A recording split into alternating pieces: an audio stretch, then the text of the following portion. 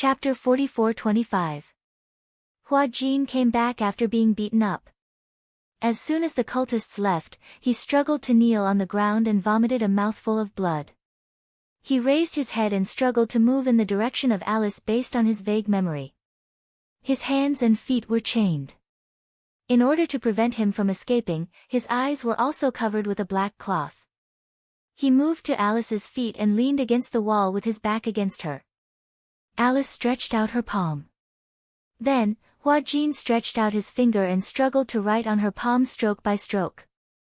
Alice had a hard time trying to decipher the words with the help of his hand gestures. Hua Jin wrote a few sentences. Just now. Gong Jia had a video call with them to confirm whether we are still alive. It seems that he is ready to take action. Alice, don't give up. We will definitely live well. Alice took a deep breath and seemed to feel that the wounds on her face were gradually not painful. She stretched out her blood-stained finger and wrote on Hua Jin's palm. I will persevere. You must persevere too. Okay. We will definitely wait until Gong Jia comes to save us. Okay. The two of them struggled to rely on their hands and write on their palms, passing the message to each other. Natalia also woke up slowly. She opened her eyes and looked at the ceiling deck. The corners were full of cobwebs. Her stomach was growling with hunger, but she knew that it was not time for dinner yet. No matter how hungry she was, it would not help. Are we going to die? Natalia grumbled, feeling wronged. In fact, she was not afraid of death. Since she was kidnapped here, Hua Jin and Alice took care of her a lot. At least, she was spared from a lot of beatings. Under the protection of Hua Jin and Alice, she did not suffer much except for not being able to eat enough, sleep well, and wear warm clothes. However, it was because of this that Natalia was extremely distressed. Although she was still young, she knew very well how much Hua Jin and Alice had suffered for her. Because of frustration and guilt, she could not hold on any longer. If she could, she would rather bear the pain for Hua Jin and Alice. It was time to deliver food. Hua Jin and Alice had already figured out that there were guards around the confinement room. However, this group of guards was usually on duty for 12 hours. Moreover, after 12 hours, they would be replaced. However, Hua Jin and Alice's judgment of time had been completely blurred after being in the dark for many years. Just now, Hua Jin's head-to-head from the confinement room to another room. Because he had no idea what time it was. But he vaguely guessed that it should be time for the shift. At the same time, this also meant that this was the 4th day since they arrived. The 4th day, Hua Jin let out a silent sigh. Hua Jin, Alice lowered her voice and called him in a voice that was almost inaudible. Hua Jin turned his head and met her eyes. The window was nailed with wooden boards, but the morning light outside the window shone in through the gaps. With the weak light, Hua Jin saw that Alice's eyes were filled with worry. Do you feel scared? After all, it was not the first time Alice had encountered something like this. But for Hua Jin, it was the first time in his life that he had been kidnapped. Scared? Of course I'm scared. Chapter 44-26. Hua Jin was also a layman. He was not a saint, so he did not care about death. He was also afraid of death. He was even more afraid of such an inhumane death. When he closed his eyes, Romenka's tragic death still appeared in front of his eyes. Just thinking about that miserable scene made him want to vomit, as if there were countless things in his stomach churning. He was stunned and swallowed the things that had originally surged up his throat. He did not eat much to begin with. If he vomited some more, his body would not be able to hold on for much longer. Natalia finally could not take it anymore. She suddenly said, "Don't give me food anymore, okay?" Alice and Hua Jin looked at her in surprise. Natalia said, "I know that you have always wanted to protect me. Moreover, although you don't say it and always hide it, I have always known that you have secretly given me your food. Actually, there is no need. I don't need to eat so much. If you eat so little, you will definitely collapse." Natalia, Alice smiled and said, "We are fine. Don't worry, I don't want to live alone." Natalia finally cried out in despair. After coming here for so long, she had been so strong that she had not shed a single tear. However, when she woke up and saw Hua Jin covered in injuries again, and thought about how Hua Jin had been beaten up in order to protect her, she could not take it anymore. Her emotions broke down and she completely broke down. "I want to live with you. If anything happens to you, I won't be able to live either." Natalia clenched her fists tightly and was so sad that she cried. "Don't give me food anymore. I can hold on. Let's live together, okay?" Hua Jin looked at Alice and was extremely touched by Natalia's words. Gratified. His Natalia was actually so gentle. In such a desperate situation, not every child could be so calm, indifferent to life and death, and even think about others. "Don't worry," Alice said, "we will definitely be able to wait until Gong Jia comes to save us." "Yes." At the mention of Gong Jia, Natalia's eyes lit up with hope. "He will definitely come and save us. We can't just give up like this. Don't be so dejected." "Yes." Reporting, Young Master Jie. "Everything has been prepared. When do we set off?" "Young Master Jie, the 50 elites are all in position. I have also prepared all the supplies needed for the journey. We are just waiting for your orders." The harbor. A huge armed cargo ship was quietly docked at the coast. There were still people moving things back and forth onto the cargo ship. This cargo ship was carrying munitions worth tens of millions of dollars. Gong Xiaoying looked at the harbor, still in disbelief. He turned to look at Gong Jia and asked tentatively, "Are you really not going to consider adding more members?" 50 people. You are facing the Divine Temple sect, which has thousands of followers. Gong Jia smiled. Like you said, it's 5,000 believers, not 5,000 soldiers. 50 people are more than enough to deal with 5,000 disciples. Of course, I don't think those 5,000 followers are that scary. Chapter 44-27. Gong Jia glanced at Gong Xiaoying expressionlessly and said casually, "You're wrong. They're allies." Gong Xiaoying was shocked, but he quickly calmed down. He knew that his son's ability to remain calm in the face of danger was what he was most proud of. No matter how dangerous the situation was, he could always turn it into a safe one. "My son never disappoints me." Gong Xiaoying patted his shoulder lightly. However, in a place like East Africa, it's best to be careful. At this time, Gong Jia was already fully armed. He was wearing a handsome combat uniform and a military-style windbreaker. However, his silver hair was dyed black. Gong Xiaoying then realized that Gong Jia had unknowingly become a high-spirited man. At 1.9 meters tall, he was much taller than him. He did not know if it was because he had grown taller or because he was getting older. Gradually, he was no longer young and his height was slowly shrinking. Do you think that when people get older, their height will also become shorter? Gong Xiaoying wanted to ease the tense atmosphere before departure, so he changed the topic. He asked half jokingly and half seriously. Gong Jia glanced at him coldly. "Don't make such a lame joke." "Ha! Alright, I'll stop joking." Gong Xiaoying pursed his lips and suddenly went forward to give him a big hug. Even Gong Jia was taken aback by this. Since they were young, Gong Xiaoying had always been reserved and not good at expressing his concern for him. This was the first time that Gong Xiaoying, as a father, had taken the initiative to hug him. His hug made his expression a little unnatural. Gong Jia awkwardly turned his head and cleared his throat. "What's the matter?" "It's just a farewell. It's not like I won't be coming back. I'm just afraid that something will happen to you and I won't be able to see you again," Gong Xiaoying said sourly. After saying that, he even pretended to wipe his tears.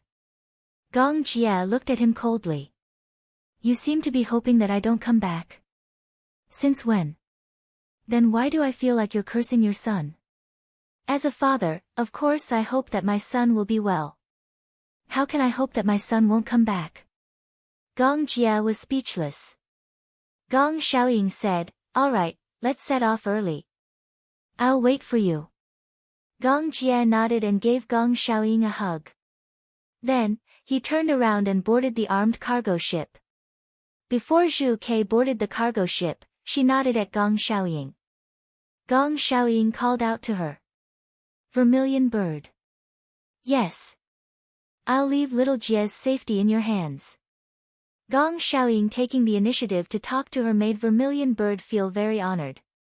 She immediately lowered her head and said firmly, I will do my best, even if it costs me my life, to bring young Master Jia back safely. It was a 12-hour flight from Dark Wind Island, through the Strait of Malacca, across the Atlantic Ocean, and from East Africa. However, this was already the shortest and fastest journey. There was a port in East Africa that was still well protected. However, because of the war, several airports in East Africa had been severely damaged, and all flights to other parts of the world had been suspended. The airports were in a state of stagnation and were completely paralyzed. Many countries were evacuating their nationals through the only port, Sofia Port. Chapter 44-28. Hurricane also had troops stationed in East Africa. At that time, when the ship docked at the port, the troops stationed in East Africa would come to pick them up. The voyage at sea was extremely boring, and they had to deal with the harsh sailing environment. On the day of departure, they encountered a storm. At night, the sea breeze was very strong, and the waves hit the cargo ship. Even the experienced Gong Jia could not sleep well at night. When he slept on the bed, he felt dizzy, as if he was lying on the top of the waves. He wanted to vomit, but because he did not eat anything, he could not vomit at all. All communication relied on the satellite phone. On the ship, they could not eat anything too greasy. Other than nutritious cans, pure water, and all kinds of fruits, meat was basically eliminated. Dawn. Gong Jia could not sleep, so he came to the deck early, chewing on a nutrition bar, and looked at the sunrise on the horizon with a calm expression. Did you not sleep at all last night? Zhu Ke's voice came from behind. Gong Jia turned around and glanced at her. Why are you not asleep? It's my turn to be on duty tonight. Zhu Ke strode over. Immediately. I'm going to rest for a while. If I don't rest well, how can I deal with the next battle? As a mercenary, Zhu Ke had a very powerful ability. That was, no matter when, where, what happened, whether sitting, lying, kneeling, or lying down, as long as she closed her eyes and wanted to sleep, she could quickly fall asleep in 10 seconds without being affected by the environment. This was not considered powerful. What was really powerful was that even when she was asleep, she could control when she woke up. She remembered that once, when she was carrying out an operation in the wild, she was lying on the battlefield, surrounded by corpses. The place where she lay was full of stinking blood. But when she closed her eyes, she quickly fell asleep. The rain of bullets and cannon fire did not wake her up. Under the cover of the trenches, she slept very peacefully. At night, the war subsided, and she had enough sleep. When she woke up, she snuck into the enemy's base with her own strength and killed the exhausted enemy one by one. Zhu Ke was absolutely an outstanding mercenary. For her, as long as the target was chosen by her employer, to her, killing was no different from stepping on an ant. Sometimes, Gong Jia was envious of her good quality of sleep. Gong Jia bit on the nutrition bar and suddenly asked curiously, how did you do it? What? Sleeping when you want to, this is also a kind of ability. Sometimes, Gong Jia would have insomnia. Sometimes, he would dream of many people.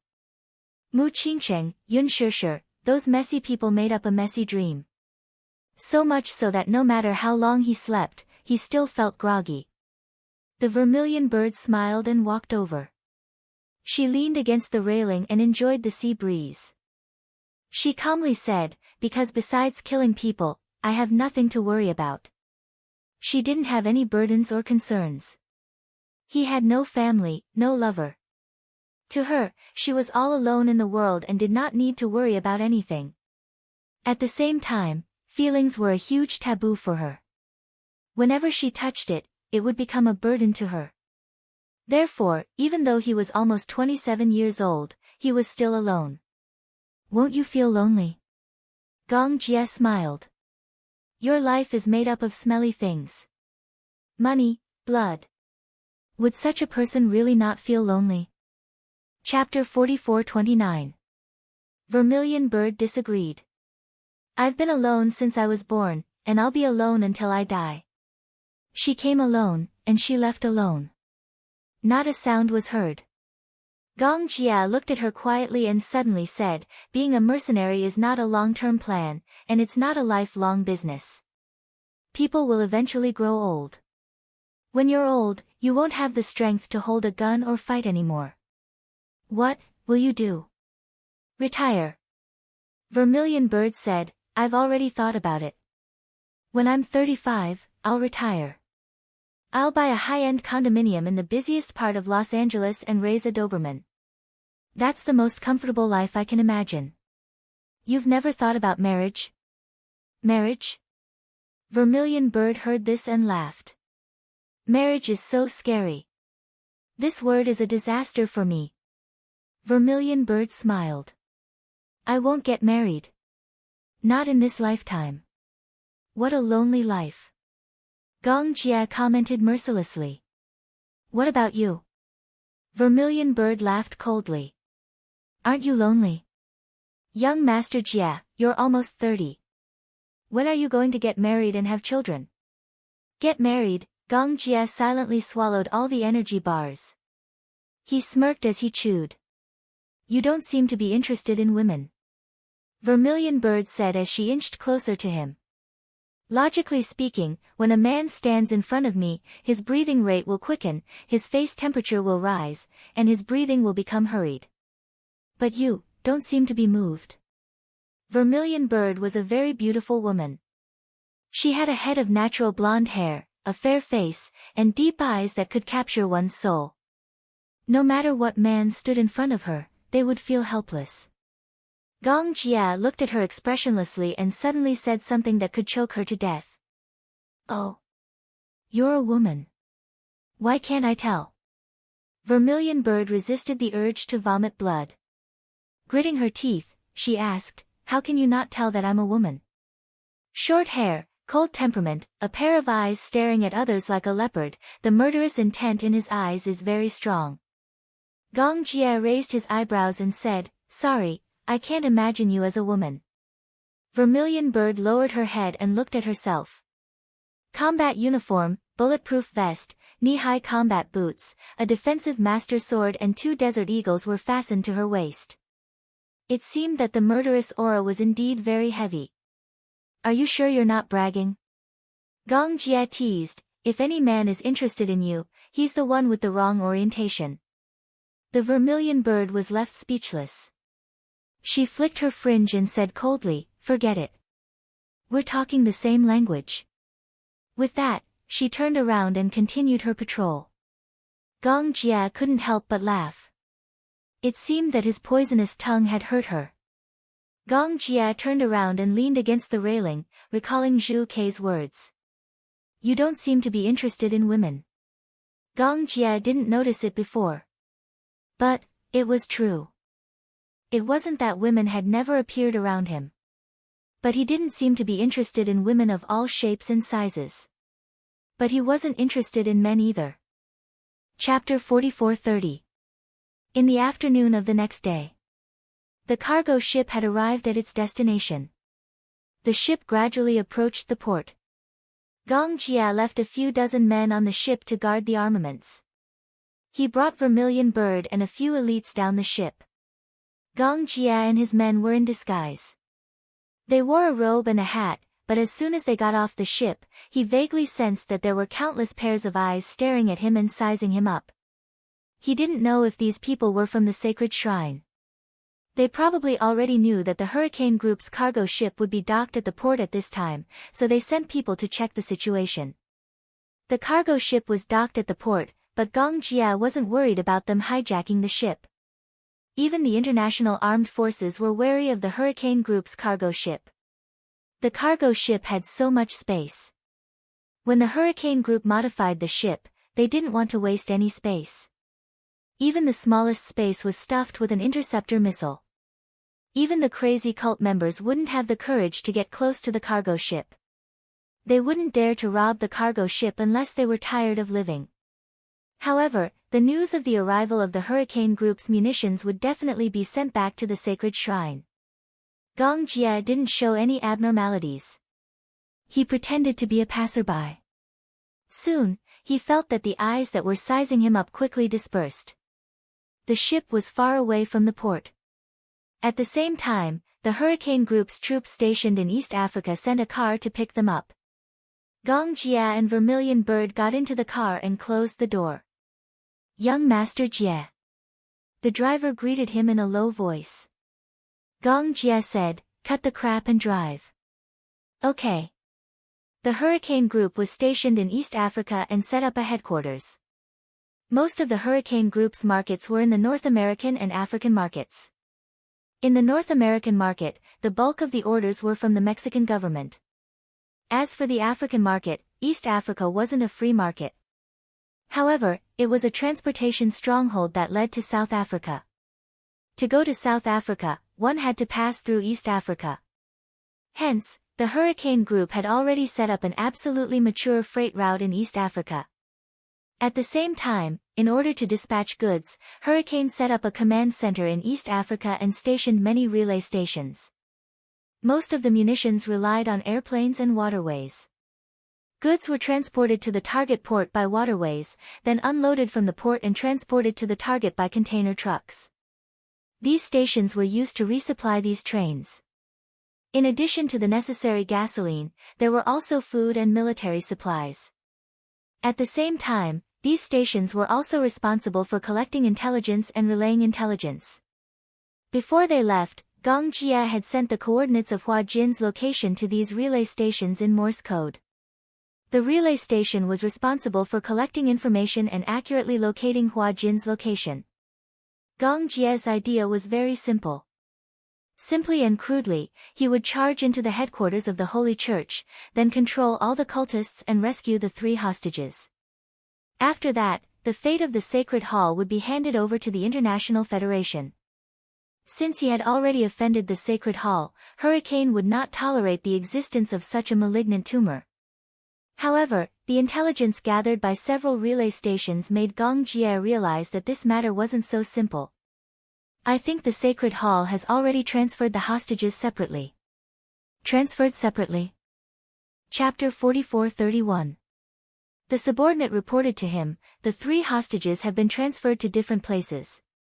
In other words, Gong Jie followed his words. Once one of the hostages is rescued, the Sacred Hall will get the news and the other 2 will lose their lives. Yes. Gong Jie frowned and tapped his fingers on the table. He hesitated. Red Sparrow said, "Is it difficult?" "Locate the 3 hostages and rescue them in batches. We brought 50 elites and divided them into 3 teams to infiltrate the Sacred Hall's secret hideout and catch them all in one fell swoop." Gong Jie agreed with Red Sparrow's suggestion. The Vermilion Bird had a wealth of experience, so she had an excellent reaction time to deal with such situations. However, the subordinate sighed and revealed a worried expression. "Officer Red Sparrow, it's not that we haven't thought of your idea. However, after being stationed in East Africa for so long, we've dealt with the Sacred Hall many times. They're definitely not as simple as you think. You may not be familiar with their behavior, but we're very familiar with it. Living in East Africa, what the civilians are most afraid of is not the government army or the anti-government army, but the Sacred Hall and the Gitaman terrorist organization. Their methods are extremely cruel and inhumane. It's not something we can imagine. I think that once the Sacred Hall's people know that the Hurricane's cargo ship is docked, they'll tie a special device to the hostages to prevent the Hurricane's mercenaries from rescuing the hostages." Gong Jie's expression turned solemn at once. "What special device?" "There'll be an explosive device on the handcuffs of the hostages. These devices are connected to a network. In other words, the handcuffs of the 3 hostages are connected. Once one of the handcuffs breaks or the lock is unlocked, the handcuffs of the other 2 hostages will explode. At that time, the other 2 hostages will be blown into a pile of flesh and blood. We have a few subordinates who were taken hostage by the Sacred Hall. We tried to rescue them, but the handcuffs were unlocked and the other 3 hostages were blown into a pile of flesh and blood. Even though it was a plain narration, one could still imagine how frightening that scene was. Red Sparrow listened but didn't say anything. She was already used to such scenes. A mother-child linkage device? Red Sparrow immediately thought of the name of the device. I remember seeing this device when I was on a mission. In fact, it's not a high-tech method. It's a very simple principle. The 3 handcuffs have an explosive point and a linkage device. If one of the devices is opened, then the other 2 devices will automatically switch to the explosive point and cause an explosion. How do we solve it? Gong Jia suggested, if you're not in a hurry to remove the handcuffs, why don't we rescue the 3 hostages first and find a way to access the device after we return to Hurricane City? Hearing this, the vermilion bird fell into silence. She turned around, crossed her arms, and said solemnly, so far, I've never seen this kind of explosive device that can be neutralized. What do you mean? Chapter 44-32. In other words, once these handcuffs are put on, they can't be unlocked. In other words, once the Sacred Hall sect handcuffs them, no matter if it's us or them, we won't be able to unlock the device. Gong Jia was furious. In other words, from the beginning, the Sacred Hall sect wanted to kill them? You can say that. The Sacred Hall sect never thought of letting the hostages leave alive. Gong Jia frowned. It seemed that this matter was much more difficult than he had imagined. Then, what about this? Red Sparrow said. First, unlock the handcuffs and bring Hurricane back. There are so many people in Hurricane, can't they figure out a way to unlock it? When the time comes, as long as they figure out a way to unlock the handcuffs, it won't be too late to unlock them. In short, the most important thing is to get the hostages out of here safely. That's true, but... Red Sparrow was finally impatient. But what? Do you think that such a big hurricane can't even unlock a simple linkage device? No, the man was obviously in awe of Red Sparrow. He said in a trembling voice, when the linkage device is activated, it will start a countdown. This kind of linkage device has a time limit. Usually, it lasts for 7 days. If the handcuffs are not unlocked after 7 days, the linkage device will automatically explode, so... Red Sparrow was completely stunned. She was also shocked by the cruelty and viciousness of the Sacred Hall sect. However, she had seen such things many times, so she was not surprised. Gong Jia's face was extremely gloomy. He had already guessed that the Sacred Hall sect was so arrogant and their way of doing things was quite extreme. When it came to dealing with hostages, they were inhumane. They didn't care about the hostages' lives. They only used them as bargaining chips. And they were so arrogant because of the value of these hostages. However, even if they knew that their rescue operation might be classified as useless, they would still try their best to save the hostages. Red Sparrow was also confused. I don't understand. They are so extreme. Aren't they afraid that we will give up on the hostages? At that time, Hurricane will target the Sacred Hall sect and launch a crazy revenge. Are they really not afraid of Hurricane? Ha! Evil sect. Who are the cults? Gong Jia said, the cults believe in God, but these fake Christians believe that God has been silently protecting them. They think that after they die, they can become gods and become immortal. Do you think they have any sense of reason? Since they are so loyal to God, why did they ask Hurricane to provide so many munitions? Because Bishop Jim is a pretty smart, sober man. He was taking advantage of the sincerity of the cultists to amass a huge fortune. Over the years, how many families had the Sacred Hall embezzled? Jim knew the truth of the world very well, but he used such nonsense to brainwash his followers and seize their property. Those believers are all poor people who have been deceived by him. A pitiful person must have a hateful side. No matter what, we have to rescue the 3 hostages first. Chapter 44-33. Yeah, I'll negotiate with Jim when the time comes. You're going to do it yourself? Vermilion Bird was a little worried. Young Master Jia, I think it's better if you don't do it yourself. Jim is a sly old fox. Who knows what kind of trap he has set for you? What a bunch of good-for-nothings. Who are those people around him? I heard that Jim spent a lot of money to hire a team of 100 mercenaries from Europe. However, these mercenaries have varying strengths and aren't a threat to me at all. Vermilion Bird was still a little worried. That's true, but in any case, don't underestimate the enemy. Don't worry. I know what I'm doing. Vermilion Bird and Gong Jia went their separate ways. To rescue the hostages, they didn't need to bring a large number of people. 3 groups of 5 were enough. The rest of the people were to follow Gong Jia around the clock and be on standby. Gong Jia released the news that they had arrived at the port with the goods and were waiting for Jim's reply. At night, Jim quickly set a time and place. San Jose Sports Center. San Jose Sports Center used to be the largest training ground in East Africa. It used to be the venue for military drills and reviews. It was also the venue for international sports events. Ironically, the training ground that used to impart the spirit of peace was now surrounded by constant crossfire, and many civilians were killed or injured. The 5 rings that symbolized peace were still hanging at the top of the training ground. Gong Jia brought his men to the sports center. The sky gradually darkened. They had agreed on a time, but Jim still didn't show up even after a long time had passed. Perhaps his men had already arrived, but seeing that Gong Jia had brought his men here, he secretly investigated the situation. He was obviously worried that Gong Jia had brought a few thousand men with him. Jim, this old fox, was still rather afraid of death. Gong Jia turned around and said to the team of mercenaries responsible for his safety, "Go somewhere else. Don't stand here."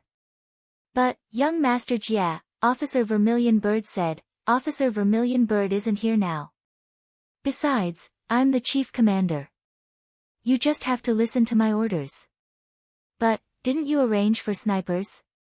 Gong Jia lowered his voice and asked, "Are the snipers on standby?" "It's on standby. I'm worried that Jim's side has also sent a sniper." "Where is the scout?" "Have him patrol the surroundings. Once he finds a sniper, kill him on the spot." "Yes, I understand." Gong Jia had arranged snipers around the training ground in advance. If Jim's side tried to harm him, they would kill him in advance. At the same time, the mercenaries would cover his safe escape. However, this was just in case. As expected, Jim did not dare to touch him. The mercenaries looked at each other and chose to listen to Gong Jia's orders, retreating to different places. It was just as Gong Jia had expected. Before long, Jim appeared with his men. Gong Jia sneered. This Jim was indeed a cunning old fox. He had been here for a long time, but when he saw such a big lineup, he felt afraid and didn't show up. A man walked over from afar, followed by a few strong bodyguards. Although they were dressed simply, Gong Jia knew that these were mercenaries disguised as evil sect members who were responsible for Jim's safety. Jim was dressed in a gray suit and leather shoes. He had a head of black hair and a deep outline. He was a typical white European. Chapter 44-34. "You are the chief commander of Hurricane, Gong Jia." Jim came up and greeted him. Gong Jia was too lazy to talk nonsense with him. "Where are the hostages?" "Don't be in such a hurry." Jim laughed. "I've already made arrangements for the 3 hostages. When it's done, I'll return the 3 hostages to you." "Would they really be returned unscathed?" Jim didn't mention it. He only said that he would return the hostages. Who knew if he would return the hostages alive or 3 corpses? Gong Jia expressed his doubts. He raised his wrist and looked at the time. He said coldly, 3/4 of an hour later than the agreed time. Is this your so-called sincerity? Sorry, I can't see it. Even though Jim had 3 hostages in his hands, Gong Jie's aura was still biting cold and his posture was extremely domineering. He knew in his heart that with Jim's personality, the more he tried to please him and the more subservient he was, the more unscrupulous he would become. Forceful words would instead make him soften his attitude slightly. Gong Jia was very good at reading people. When a person stood in front of him, he didn't need to talk. He could tell the person's personality just by looking at the expression between their eyebrows and the small details. When Jim heard this, he wasn't angry. Instead, he said humorously, "You know, there's fighting everywhere now. It's already not easy for me to come to the agreement alive." "Huh?" Gong Jia asked again, "Where are the hostages?" Jim was silent for a while. He looked at Gong Jia warily. Although he was alone, he had already sent people to check before he came. A group of mercenaries had escorted him here. This meant that these mercenaries were hiding in a hidden corner. If they did anything to him, then the mercenaries hiding in the dark would shoot him dead at any time. Gong Jia's tough attitude was the perfect proof. "I'll give you the goods at the same time." Jim had no intention of backing down. "I have to see the goods, verify them, and count them. Only then will this deal be valid." After a pause, he said, "However, I can't let Hurricane's people come here for nothing. I can't take so many goods for nothing. You see." He gave him a look. One of his men immediately brought up an iron suitcase and placed it in front of Gong Jie. If Zhu Ke was by Gong Jie's side at this time, she would definitely be on high alert. This was because no one knew what was inside the iron suitcase. However, Gong Jie did not expect that there would be any dangerous devices in the box. It would do Jim no good to kill him. Jim's goal was very clear. It was the order worth tens of millions of dollars. Gong Jie's life meant nothing to him. "Don't worry, there aren't any explosives inside." Jim explained, "Inside, there's some diamond raw materials. After it's done, I'll also give you a few 100 kilograms of heroin as a reward." Haley Quinn. Gong Jie did not accept the offer immediately. Instead, he rejected it coldly. "Hai Luo Yin is of no use to me. Hurricane never does business like this." "Ha! Looks like Hurricane looks down on the drug business." Jim disagreed. "But, what's the use of drugs and munitions? They're all life-threatening things. Hurricane doesn't have to think so highly of themselves." I'll say it again. Chapter 44-35. Jim was extremely displeased with Gong Jie's haughty attitude, and his expression was already a little ugly. In fact, Gong Jie was stalling for time. Now, Vermilion Bird had infiltrated the cult in disguise to rescue the hostages. Given Jim's character, he would definitely send the most capable mercenaries to his side. As for the useless soldiers and crab generals left behind in the cult, Vermilion Bird did not care about them at all. Vermilion Bird had very strong anti-reconnaissance and investigative abilities. She would definitely be able to lead her men to rescue the hostages as soon as possible. But before that, Gong Jie had to stall for time as much as possible.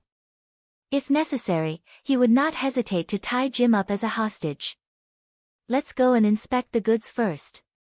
Gong Jie sneered. "It's useless to talk to you." With that, he stood still and waited for Jim's response.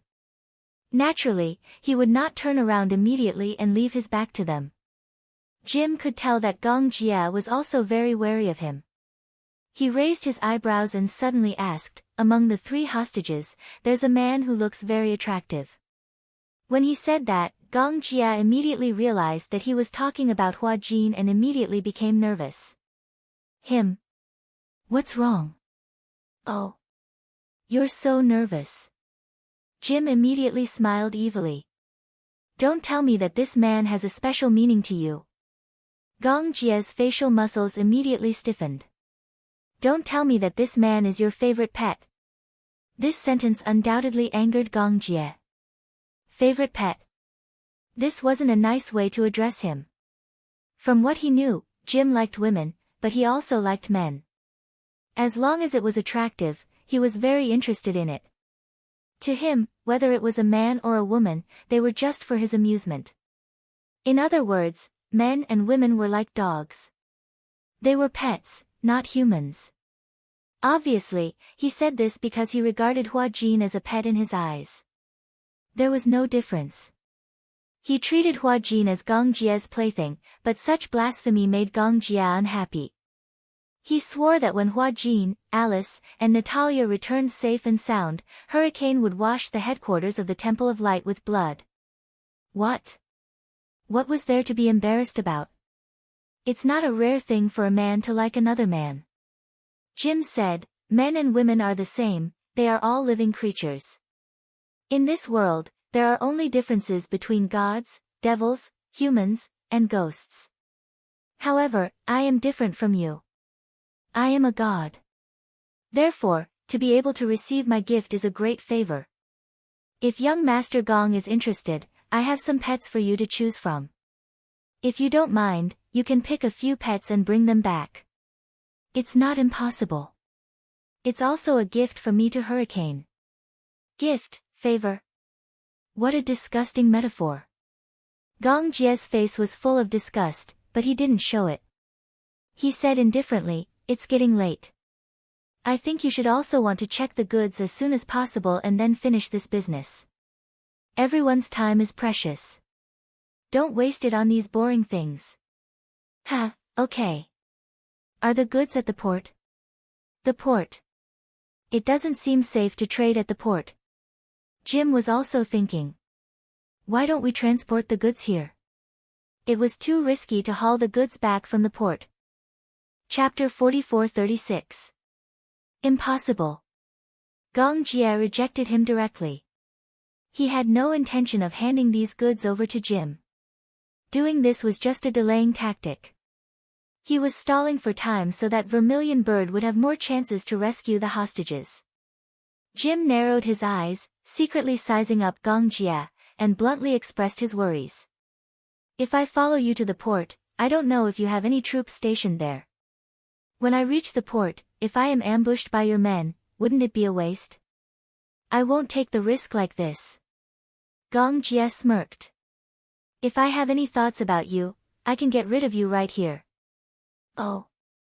How can you guarantee that? Gong Jie smiled coldly, and then he snapped his fingers lightly. The next second, the mercenary standing closest to Jim was shot in the head by a sniper in the distance. The whistling bullet instantly penetrated the mercenary's head, and the warm blood splashed on Jim's body. The corner of his mouth that had not yet cooled down was stained with a trace of blood at the same time. Jim suddenly froze. Gong Jie raised his eyebrows. Is this enough to prove it? The mercenaries beside Jim reacted quickly, and almost at the same time, they pointed their guns at Gong Jie. Gong Jie had both hands in his trouser pockets, and in the face of the other party's hostile aura, he appeared indifferent. He did not think that Jim would dare to let these mercenaries shoot. And the more calm Gong Jie was, the more restless Jim became. He waved his hand and roared, "Damn it! Put down your guns. Do you want to kill me?" If they fired at Gong Jie, before Gong Jie fell, he would have been shot dead by the sniper in the distance. Jim was scared to death. Gong Jie glanced at him disdainfully. Do you really think that I came here for the 3 hostages? Jim, if you don't even have the attitude to personally inspect the goods at the port, not to mention you, even these mercenaries beside you won't be able to live for long. His tone was unyielding. However, being tough also required the ability to be tough. Jim knew very well that Gong Jie had the right to be tough. However, he was also certain that Gong Jie would not kill him so easily. He already knew this before he rushed over. This time, what awaited him was not a deal, but a game between the two sides. Jim also vaguely realized that perhaps the Gong Jie was stalling for time. At this moment, he might have already sent out troops to search for the 3 hostages. However, he was also very sure that the lives of the 3 hostages were in his hands. This was also the last bargaining chip in his hand. Gong Jia, I can go with you to the port, but I'm warning you, you better not play any tricks. Otherwise, if anything happens to me, those 3 hostages will definitely not be alive. Gong Jia had sent out Vermilion Bird. Even if he managed to find the hostages, he had to break through the encirclement of the heretics. If he managed to kill his way out, then Gong Jia would become a wanted criminal by the peacekeeping forces. Although they were members of an evil sect, they did not have the right to be shot to death. Gong Jia's expression was very ugly. He only prayed in his heart that Vermilion Bird could find the 3 hostages as soon as possible. Lead the way to the port. Jim took a step back. Chapter 44:37. Vermilion Bird's voice could be heard clearly through Gong Jia's earpiece. Young Master Jia, we've found Natalia. Gong Jia secretly heaved a sigh of relief when he heard that. However, he didn't show it, and he didn't dare to let his guard down. When they arrived at the harbor, the cargo ship immediately brought down a ladder. Gong Jia turned around and said to Jim, the ship is full of firearms. For safety reasons, all of you should unload your guns and board the ship. Unload our guns? Jim finally couldn't take it anymore. Ha, Gong Jia, you can't be thinking of kidnapping us as hostages, right? Gong Jia narrowed his eyes and said coldly, the ship is full of my men. There are also Hurricane's assault troops stationed at the harbor. Even if you don't unload your guns, you won't be able to resist once you're here. After a pause, he smirked coldly. Oh, I seem to have forgotten. From the moment you angered Hurricane, the Sacred Hall sect was already at the end of their rope. Jim's face was slightly embarrassed. The muscles on his face twitched slightly. Thus, he turned around and waved his hand lightly. The dozens of mercenaries looked at each other, somewhat unwilling. They were mercenaries who risked their lives. They couldn't go against their employer's orders. But, if they had to gamble their lives for a few $100,000, and it was a meaningless gamble, they were unwilling. In their eyes, their lives were more important than benefits. The most outstanding and most useless mercenary organization in the world was Mercenary Paradise, which belonged to Hurricane Group. The mercenaries who came from Mercenary Paradise were all veterans who had fought in various battlefields all over the world. Some of them were even young mercenaries who had undergone high-intensity training since they were young. They were loyal to Hurricane and wouldn't hesitate to risk their lives for it. Hurricane's benefits were far more important than their lives. Not every mercenary was willing to risk their lives for their employer, especially when it was obvious that it was dangerous. As mercenaries, they couldn't unload their guns in front of their enemies. Unloading their guns was like a tiger that had lost its claws and teeth, becoming a weak beast. Sorry, employer, we can't unload our guns. The mercenaries took a step back. In the night, everyone's face was filled with resistance. Jim looked around and said fiercely, I've paid you guys. You have to protect me. There's a clause in the agreement. If it's an unnecessary risk, we can refuse to carry it out. Jim was fuming. At that moment, he had become a trapped beast in Hurricane's hands. He turned around and looked at Hurricane with a pale face. For some reason, he suddenly sneered and raised his hands. Instead of letting my mercenaries unload their guns, why don't you just tie me up? How about that? What? The man was a little surprised. I don't think Hurricane came here with any sincerity at all. This matter. Sect leader. Upon hearing this, Gong Jia realized that things were developing in an unpredictable direction. Sneering, Jim casually picked up the satellite phone and dialed a number. With a look from Gong Jia, one of the mercenaries behind him immediately rushed out and pinned Jim to the ground. In the blink of an eye, he had him pinned to the ground with his hands behind his back. However, the call had already been made. Chapter 44:38. The 3 hostages were in danger. Before Gong Jia could react, the mercenaries behind him pushed him to the ground and shielded him with their bodies. On the other side, Jim's mercenaries also raised their guns. Tut tut tut, tot-a-tot. The sound of rifle fire was heard and sparks flew everywhere. The sound of bullets piercing through bodies could be heard from time to time. Gong Jia let out a muffled groan as he felt a bullet in his back. In the midst of the sparks, the close-range battle lasted for a minute.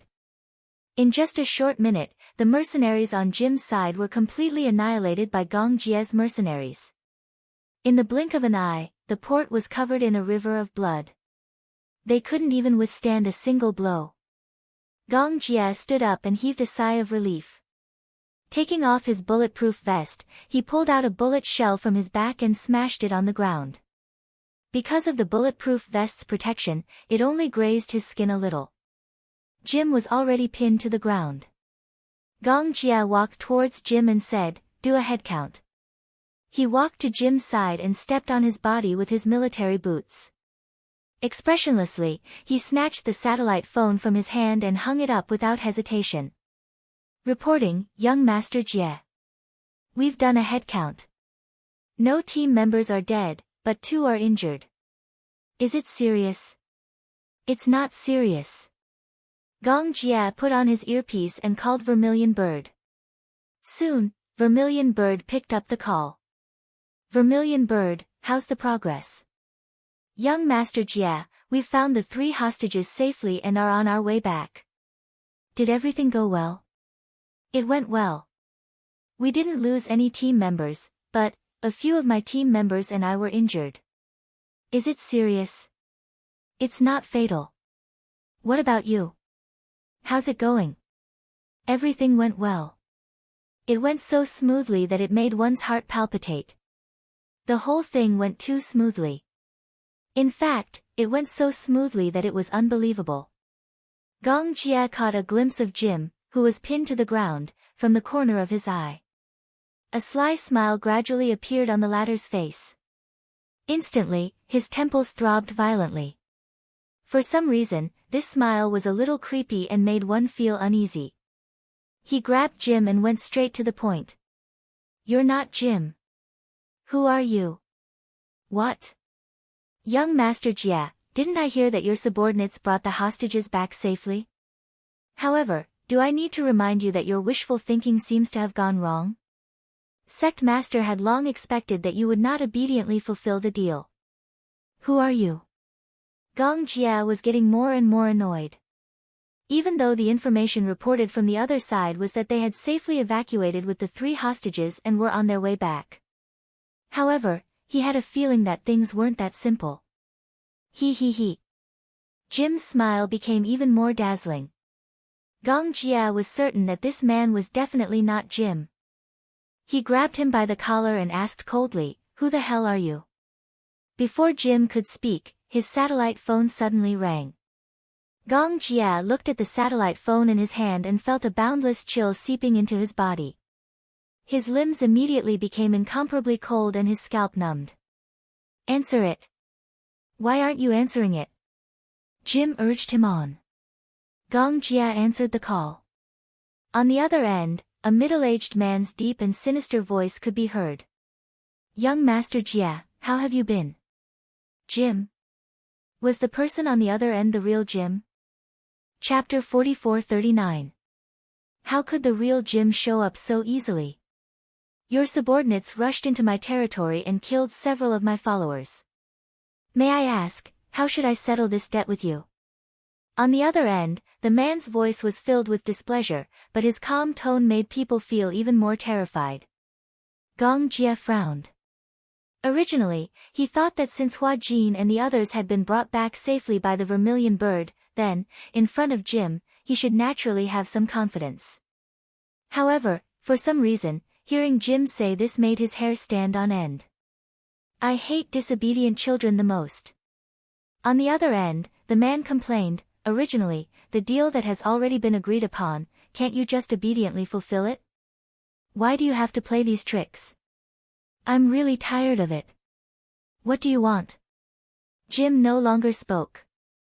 However, through the satellite phone, Gong Jia could vaguely hear that Jim was in a very empty square. In the square, the sound of a loudspeaker suddenly came from the square. The war in this world has never stopped, just like the endless night, never seeing the dawn. After today, tomorrow, those soldiers will rush in and slaughter us wantonly. The souls that die in the hands of those soldiers will all become the puppets of those devils. They will tightly grip the throats of our souls. We will no longer have a future. We will no longer have eternal life. Immediately after, through the satellite phone, one could clearly hear the cheers of the believers in the square, as well as the cries of some women and children. All the voices were mixed together, like a sad song before one's death. Let us use our lives as a sacrifice to the great Jesus Christ. He will bless our souls and lead us to paradise. Tonight, everyone will die. If you truly love me, then please die with me. Those who survive, the government will not let you go, the armed forces will not let you go, even the hurricane will not let you go. We will fight to the death with those devils, but, please forgive me, in the end, I will use all of our souls as a sacrifice to the dawn of this world. The voice clearly came from Jim. His voice was very recognizable, high, and powerful. Today we will all die, but tomorrow he will resurrect us. In the next second, the satellite phone was cut off. Gong Jia was already drenched in cold sweat. He immediately put on his headset and contacted Vermilion Bird. The Vermilion Bird quickly picked up the call. What's wrong, young Master Jie? Are you sure you brought the 3 hostages back safely? Gong Jie said, it wasn't the real Jim who showed up. Just now on the satellite phone, I heard all the believers gathered in the square, and Jim seemed to be making a declaration. The Sacred Palace sect has a very large plaza. When I left with the 3 hostages, I saw from afar that there was a very large barrel in the middle of the podium. Bucket? Yes. The Vermilion Bird told him the whole story in a concise and comprehensive manner. The Sacred Shrine sect wasn't big and only had a few thousand followers. However, when they were rescuing the hostages, a male heretic who was guarding the hostages actually begged them to take him away. Chapter 4440. At night, Jim will summon all his followers to gather in the square. Everyone will drink the highly toxic strawberry juice and commit mass suicide. Moreover, he will burn a living person as a sacrifice before dawn. At this point, Red Sparrow suddenly shuddered. She turned around abruptly and looked at the 3 hostages in the back seat. She had been in such a hurry that she had not checked carefully. Zhu Ke frowned. She immediately pulled out the dagger tied to her thigh and neatly cut a hole in the cloth bag. Natalia let out a muffled groan. She was obviously frightened. Beside him, Alice was visibly trembling as well. The third one, on the other hand, was apparently very calm. Red Sparrow cut open the cloth bag on his head and saw an unfamiliar face. He had dark skin and a chiseled face. He was a typical East African. Where's Hua Jin? Red Sparrow exclaimed. Gong Jia suddenly became nervous. What's going on? Hua Jin is not here. What? Oh no. This is a human bomb. Get out of the car. Get out of the car. It was a mess on the other end. When Red Sparrow cut open the cloth bag, she also heard the countdown of the time bomb on his body. She immediately ordered the driver to stop the car and open the door. She carried Natalia in one hand and Alice in the other.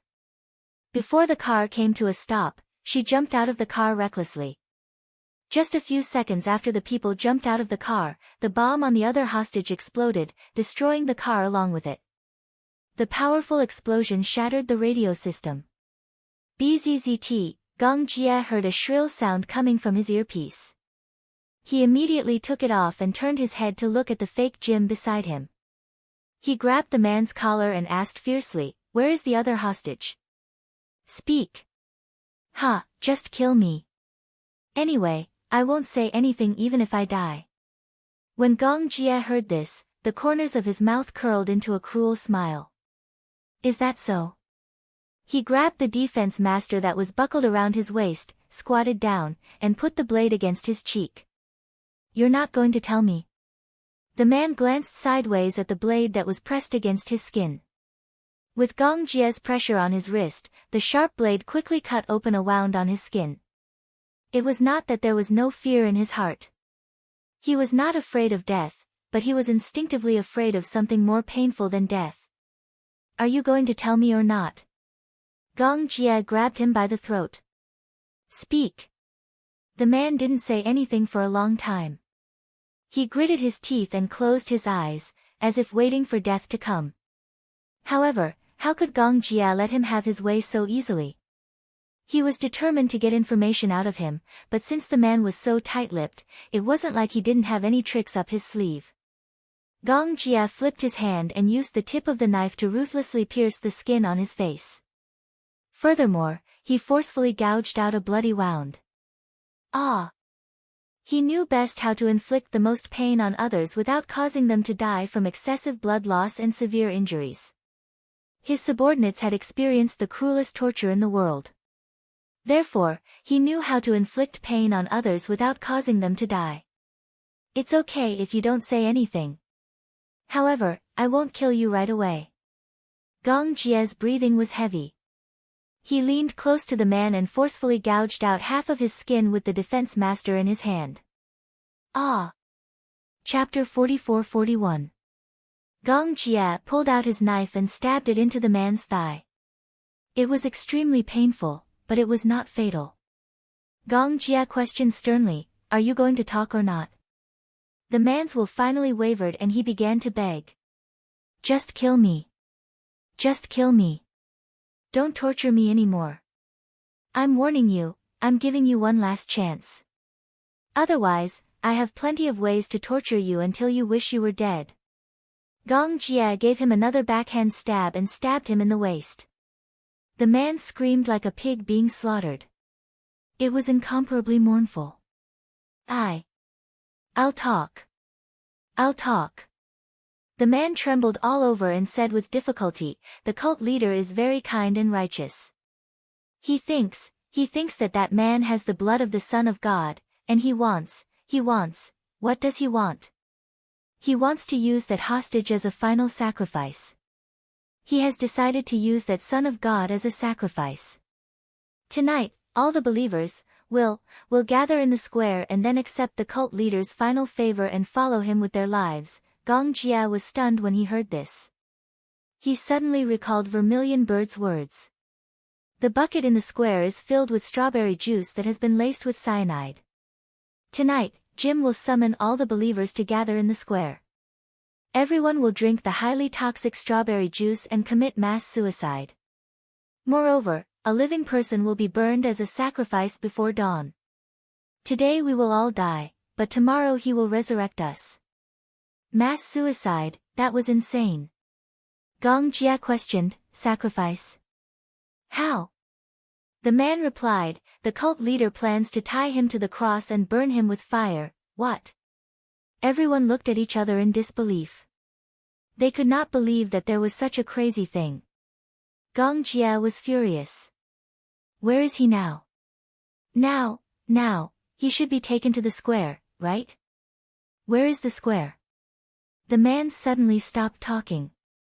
He did not want to reveal so much information. Are you going to tell me or not? Gong Jie held Defense Master tightly. His gaze was piercingly cold, like a beast waiting to hunt in the dark night. The man was scared half to death and finally confessed everything. I'll take you there. I'll take you there. I beg you, don't torture me anymore. Hearing this, Gong Jie stood up, looked around, and ordered, prepare weapons and a car for me. But, young Master Jie, there are battles everywhere. It's too dangerous to go there rashly. Cut the crap. Gong Jie turned around, full of murderous intent. Go and prepare. Yes. Your subordinate will go and prepare now. Long live the Divine Temple. Long live Jim. Long live the Divine Temple. Long live the Saint. Hua Jin was awakened by a group of majestic roars. He opened his eyes in a daze. Before he fully regained consciousness, he saw a huge square in front of him under the moonlight. In the square, a group of believers gathered together. Some were carrying babies while others were supporting each other. He was startled. Just as he opened his mouth, he suddenly saw a man in a black robe carrying a bucket of things and walking in front of him. "What are you doing?" Before he could see clearly what was in the bucket, he saw the man pick it up. Chapter 44-42. Suddenly, a bucket of gasoline was poured over his head. The gasoline drenched his body and instantly corroded his whip wounds. Hua Jin sucked in a breath of cold air and gritted his teeth. He lowered his head, and only then did he clearly see his current situation. He was tied to a cross, and there was a pile of firewood under his feet. On the side, a believer held a torch in his hand. The flame bloomed eerily in the night wind, like a deadly flame flower. Hua Jin suddenly felt his hair stand on end. Were they going to burn him alive as a sacrifice? In the square, hundreds and thousands of believers knelt down devoutly. "Holy Sun, please bestow eternal life to our leader, please bestow eternal life to us. Long live His Highness the Holy Sun." A group of people knelt down in front of Hua Jin inexplicably. Hua Jin saw that their faces were either filled with joy or tears. Some women were holding babies and kissing their husbands reluctantly. At this moment, a group of people followed a man in a suit onto the stage. It was Jim. Hua Jin had seen him a few times. It was said that he was the leader of the thousands of believers in the square, the great leader of the Sacred Palace sect. Jim stood on the podium, and for the last time, he faced all the believers and gave a speech. "Tonight, here, everyone will die. If you really love me, please be sure to die with me with dignity. In the future, the Lord will bless your souls with eternal life. In the bucket in the middle of the podium, there is strawberry juice with hydrogen chloride." Hydrogen chloride? Hua Jin suddenly felt a chill run down his spine. That was highly toxic. Even a small amount of hydrogen chloride was enough to kill. Moreover, death would be quick. Although it would be less painful, but, were these people crazy? Were they trying to stage a mass suicide? Hua Jin was puzzled. He knew too little about this world. He did not understand why these crazy people would choose to commit mass suicide when they were living well. "Great leader. Please allow me to make a request, okay?" At this moment, a woman suddenly stood out from the square. She wore a headscarf and walked to Jim with tears streaming down her face. She first knelt down and kowtowed devoutly. Then, she drew a cross on her chest. "Sect Master, I have a child." She turned around, and immediately, a man stood up. He looked like her husband, and he was holding a baby in his arms. The baby was no more than 10 months old. The woman's face was full of grief. "Great leader Jim, the children are innocent and holy. They don't need to go through this ceremony. Can he not participate in this ceremony? Cut the crap." Jim didn't say anything, but the bodyguard beside him cursed on the spot, "How dare you disobey the sect leader's orders." The bodyguard immediately jumped off the stage and reached out to snatch the baby from the man's arms. The woman cried and threw herself at them, begging, "Please, let this child go. He's innocent, please, please don't be so cruel, okay? You better do it yourself. Otherwise, I'll beat you to death, you bitch. Then, choke him to death along with this filthy child." The other believers began to jeer. "Unclean. Dirty. They're insulting the Sacred Palace sect. Sect Master, please kill them. That child is unclean and will bring misfortune to the Sacred Palace sect. Kill them. Kill them." Chapter 44-43. Hua Jin's heart was filled with sorrow. How pitiful were these believers to believe in an evil cult to such an extent that they wouldn't even let off an innocent child. The child was still so young that he didn't even understand what was happening. His pair of helpless eyes kept looking around, frightened by the shrill screams of the people around him. These believers looked so contradictory. They were afraid of death, but they also looked forward to it. It was as if death would really bring them eternal life. It was as if their souls would be purified because of it. What exactly did this damned Sacred Palace sect brainwash them? "You choose." The bodyguard's face was cold, do you want to kill this child, or we will behead you honorably? The poor mother took the child from her husband's arms and looked at the pure and flawless face of the child in her arms. Even if she couldn't bear it, she had to endure the pain and make a decision. I choose to do it myself. No! Hua Jin suddenly shouted to stop her. Everyone turned to look at him. Under everyone's gaze, Hua Jin was at a loss. He pondered for a while and finally gathered his courage and said seriously, "Everyone, don't listen to the nonsense of this so-called leader. What sacred palace sect, he will only bring you misfortune." However, no one understood what he said. They couldn't understand Chinese. The saint has spoken. The believers once again kowtowed devoutly. A sense of powerlessness suddenly engulfed his whole body. Hua Jin could only watch helplessly as the mother let out her last sorrowful wail. Immediately after, she was forced to take a glass of strawberry juice from the bodyguard. Her heart ached, but she forced the child's mouth open and slowly poured the sweet but poisonous strawberry juice into the child's mouth. The poison took effect very quickly. The child cried a few times, then suddenly straightened his legs and stopped moving. His pair of clear eyes immediately darkened. The mother's tears fell like rain. She poisoned her own child with her own hands.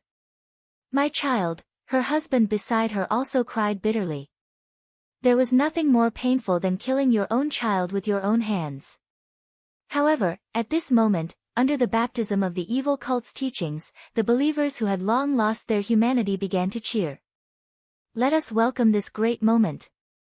As soon as he finished speaking, believers continuously walked up to the podium, picked up the strawberry juice, and drank it in one gulp. An old man began to resist. "I don't want it. I want to leave this place. I don't want to die. I don't want to drink that." He finally had a mental breakdown. He struggled continuously, pushing aside the crowd in an attempt to escape. However, a believer pushed him to the ground and a few people stepped on him. Another believer brought strawberry juice and forced it down his throat. How could a powerless old man be a match for these crazy believers? He was forced to drink the strawberry juice. He convulsed and fell to the ground. Then, he stopped moving. One after another, believers drank the strawberry juice, and more people went up to the stage to receive it. In the blink of an eye, many people in the square had fallen. The night breeze blew gently, as if something was wailing mournfully. Hua Jin watched as the believers drank the strawberry juice, but he was powerless to change the situation. Chapter 44-44. Hua Jin did not expect such a thing to happen in this peaceful era. He also did not expect that the world was not as peaceful as he thought it was. He had always lived in a peaceful country. It was hard for him to imagine such cruel things. Now, this tragic scene was playing out in front of him. Perhaps it was because the smell of gasoline on his body was too pungent, but he suddenly felt nauseous. Ugh, he wanted to vomit and felt extremely uncomfortable. He struggled for a while, but his hands were tightly bound and he couldn't move. A believer walked over with a torch. At the same time, the believers in the square became more and more enthusiastic. Long live the Son of God! Long live the sacred shrine! Long live Lord Jim! It was like the last carnival before death. Hua Jin did not know if it was the believers' sorrow or the world's sorrow. It was said that these believers became Jim's fans and supported the sacred shrine because they thought the sacred shrine gave them the last pure land. Most of these believers were refugees from warring countries. Some were even civilians from developed countries. Some of them were old people who had experienced world wars. Some of them were people who had experienced the global financial crisis and went bankrupt. The sacred shrine was founded to fight racial discrimination. Jim was enthusiastic about helping the poor, but he was rejected by some stubborn conservatives in the church. Therefore, Jim decided to build his own church, a sacred church that was truly free and equal. A church that even black people could enter. In the beginning, racial discrimination became more and more severe. Many black people worshipped him as Jesus Christ. He went door to door to collect donations and sold small animals. Finally, he raised enough money to build the church. They set up free cafeterias, day-care centers, clinics for the elderly, and other social services. However, later on, the sacred shrine became more and more different from traditional Christianity. Its teachings were gradually distorted. Later, Jim moved the core believers to Siena in East Africa. He promised the believers that it would be a tropical paradise without the evil of the outside world. Most of the core believers followed him to Siena. They were forced to work according to Jim's instructions. Everyone worked together to build the sacred shrine. All the believers lived in the sacred shrine isolated from the outside world. They were extremely poor. They had no private property, no personal life, and no space for thoughts. They were closely monitored by Jim's armed guards. Any believer who tried to ask for personal freedom, such as sex without Jim's permission, would be severely punished. If a believer was found to have apostasy, they would be tortured or even deprived of their life. They did not even know that the outside world was not the end of the world they imagined. Jim, on the other hand, lived a life without restrictions. He owned the fruits of the believer's labor. He lived in a luxurious room with all the modern facilities. He could have sex with any male or female believer. The believers were required unlimited worship, loyalty, and absolute obedience to Jim. Chapter 44-45. A pitiful person must have a detestable side. Ignorance was also a sin. Hua Jin's heart gradually sank into despair. He thought that Alice and Natalia should have been rescued. What he was about to face was probably death. At this moment, he suddenly envied those believers. After drinking the strawberry juice that contained hydrogen chloride, they died without much pain. What he was about to face was a raging fire. In the square, some people obediently drank the strawberry juice, while others resisted. However, in the end, those who resisted were shot to death, strangled to death, or injected with cyanide. Jim sat on the throne, trembling as he took out a pistol from the hidden lining of his suit and calmly loaded it. However, when he pressed the muzzle to his temple, his emotions suddenly became agitated. I will be immortal for all eternity. Everyone must follow me. He suddenly shouted, Mother! Mother! Burn the holy sun! Burn the holy sun! The screams became fiercer and fiercer. Hua Jin looked at the people holding torches getting closer and closer. His whole body trembled as he closed his eyes. However, in the next second, the roar of a car came from the end of the square. Immediately after, when the believer raised his hand and was about to throw the torch to the firewood at Hua Jin's feet, two thunderous gunshots echoed. One gunshot was Jim's suicide by swallowing a bullet. The other shot was fired from the end of the square. The bullet accurately pierced the believer's wrist. The torch fell to the ground and ignited the oil barrel at his feet. The fire immediately spread. The believer's body was instantly on fire. He screamed and panicked as he rushed to the crowd in the square. Ah, go away. This is the fire of sin. Go away. The square instantly went out of control. Hua Jin looked at this scene in a daze. He looked in the direction of the gunshots and saw an off-road vehicle breaking through the encirclement of the believers and speeding toward him. A soldier mounted a light machine gun on the sunroof of the car and fired at the armed forces that were swarming toward them. The car stopped below the stage. Gong Jia pushed open the car door and got out. With a single stride, he effortlessly stepped onto the stage and walked toward Hua Jin. At this moment, Hua Jin was already shocked speechless. Gong Jia. How are you? When Gong Jia saw the whip wounds all over his body, his eyes were burning with anger. Damn it! What did these people do to him? Did they use private punishment? What are you doing here? It's too dangerous here. If I didn't come, you would have died. But what? Shut up. Gong Jia had a murderous look on his face. His murderous aura was so strong that Hua Jin didn't dare to speak for a while. Gong Jie had just untied the ropes around his arms when Hua Jin caught sight of a believer walking toward Jim from the corner of his eye. At this moment, Jim had already fallen on his cult leader's throne and shot himself. Only his cold body was left. The believer took the gun from Jim's hand and reloaded it. Then, he aimed it in the direction of Hua Jin and Gong Jie. Beneath their feet was firewood soaked in gasoline. Once the bullet hit the firewood, it would explode violently. Danger! The moment the believer opened fire, Hua Jin suddenly pushed Gong Jie to the side. Chapter 44-46. Gong Jie climbed up nimbly, grabbed Hua Jin's collar, and jumped off the stage. Hua Jin's skills were not as good as his. He stumbled all the way until he was thrown into the car. Gong Jie also got into the car. The machine gunner, who was standing at the sunroof, swiftly loaded his gun. Amidst the hail of bullets, he was shot in the shoulder. "Young Master Jie, I've been shot. We have to get out of here as soon as possible." Gong Jie stepped on the accelerator, and the car suddenly sped forward. The believers who had surrounded them were scared into retreating. The light machine gun had a total of 100 bullets, and it had been firing all the way.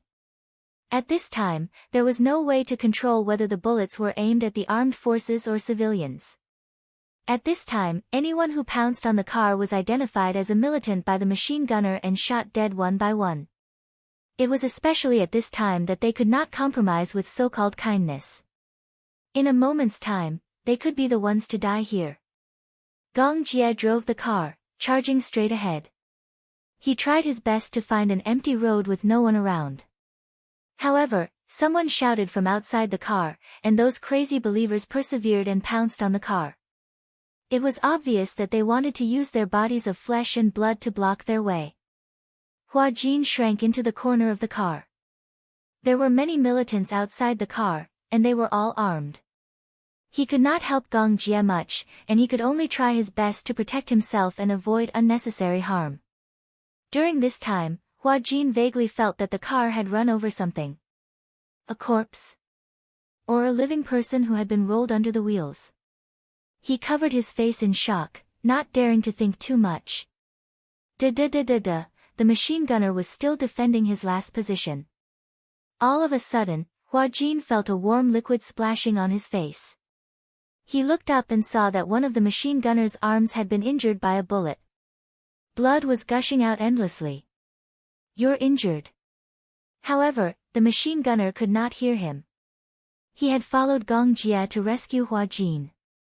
He already knew that following Gong Jie this time would not bode well for him. On the way here, one of his brothers had died in the smoke. He had never thought of leaving alive. He only wanted to use his body of flesh and blood and his astonishing willpower to escort Gong Jie and Hua Jin out of this place. This was his mission. The car left the square without a hitch, and soon left the believers far behind.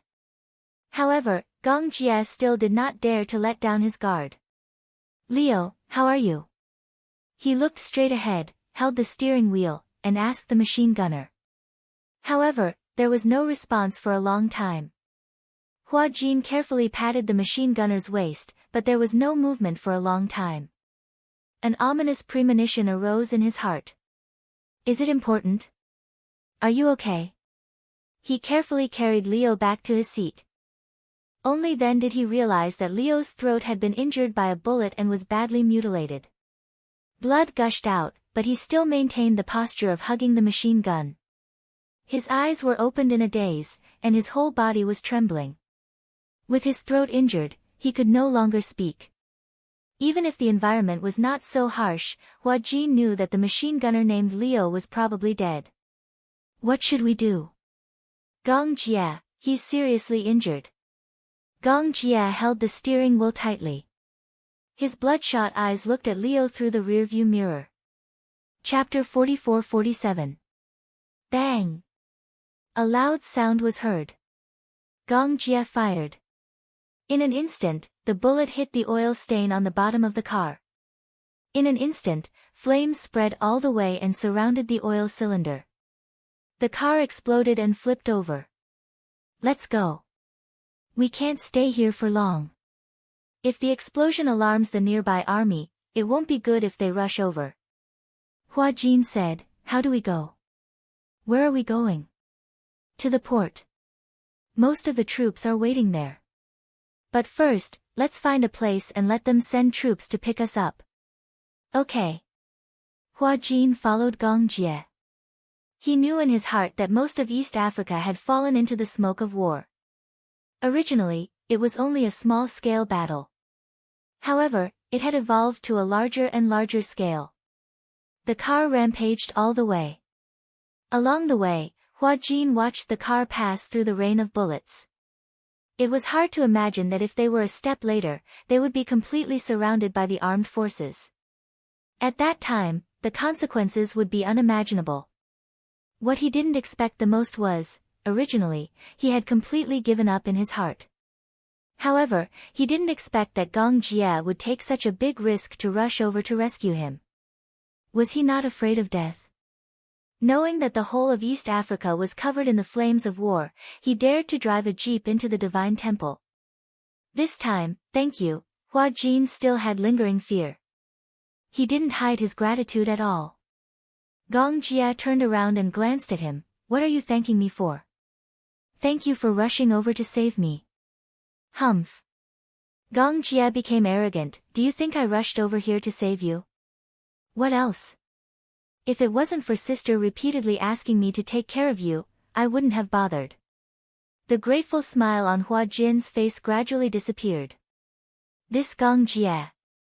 He even said that he was touched. He was touched for a long time. He didn't expect that it was because of this reason. Besides, what are you thanking me for?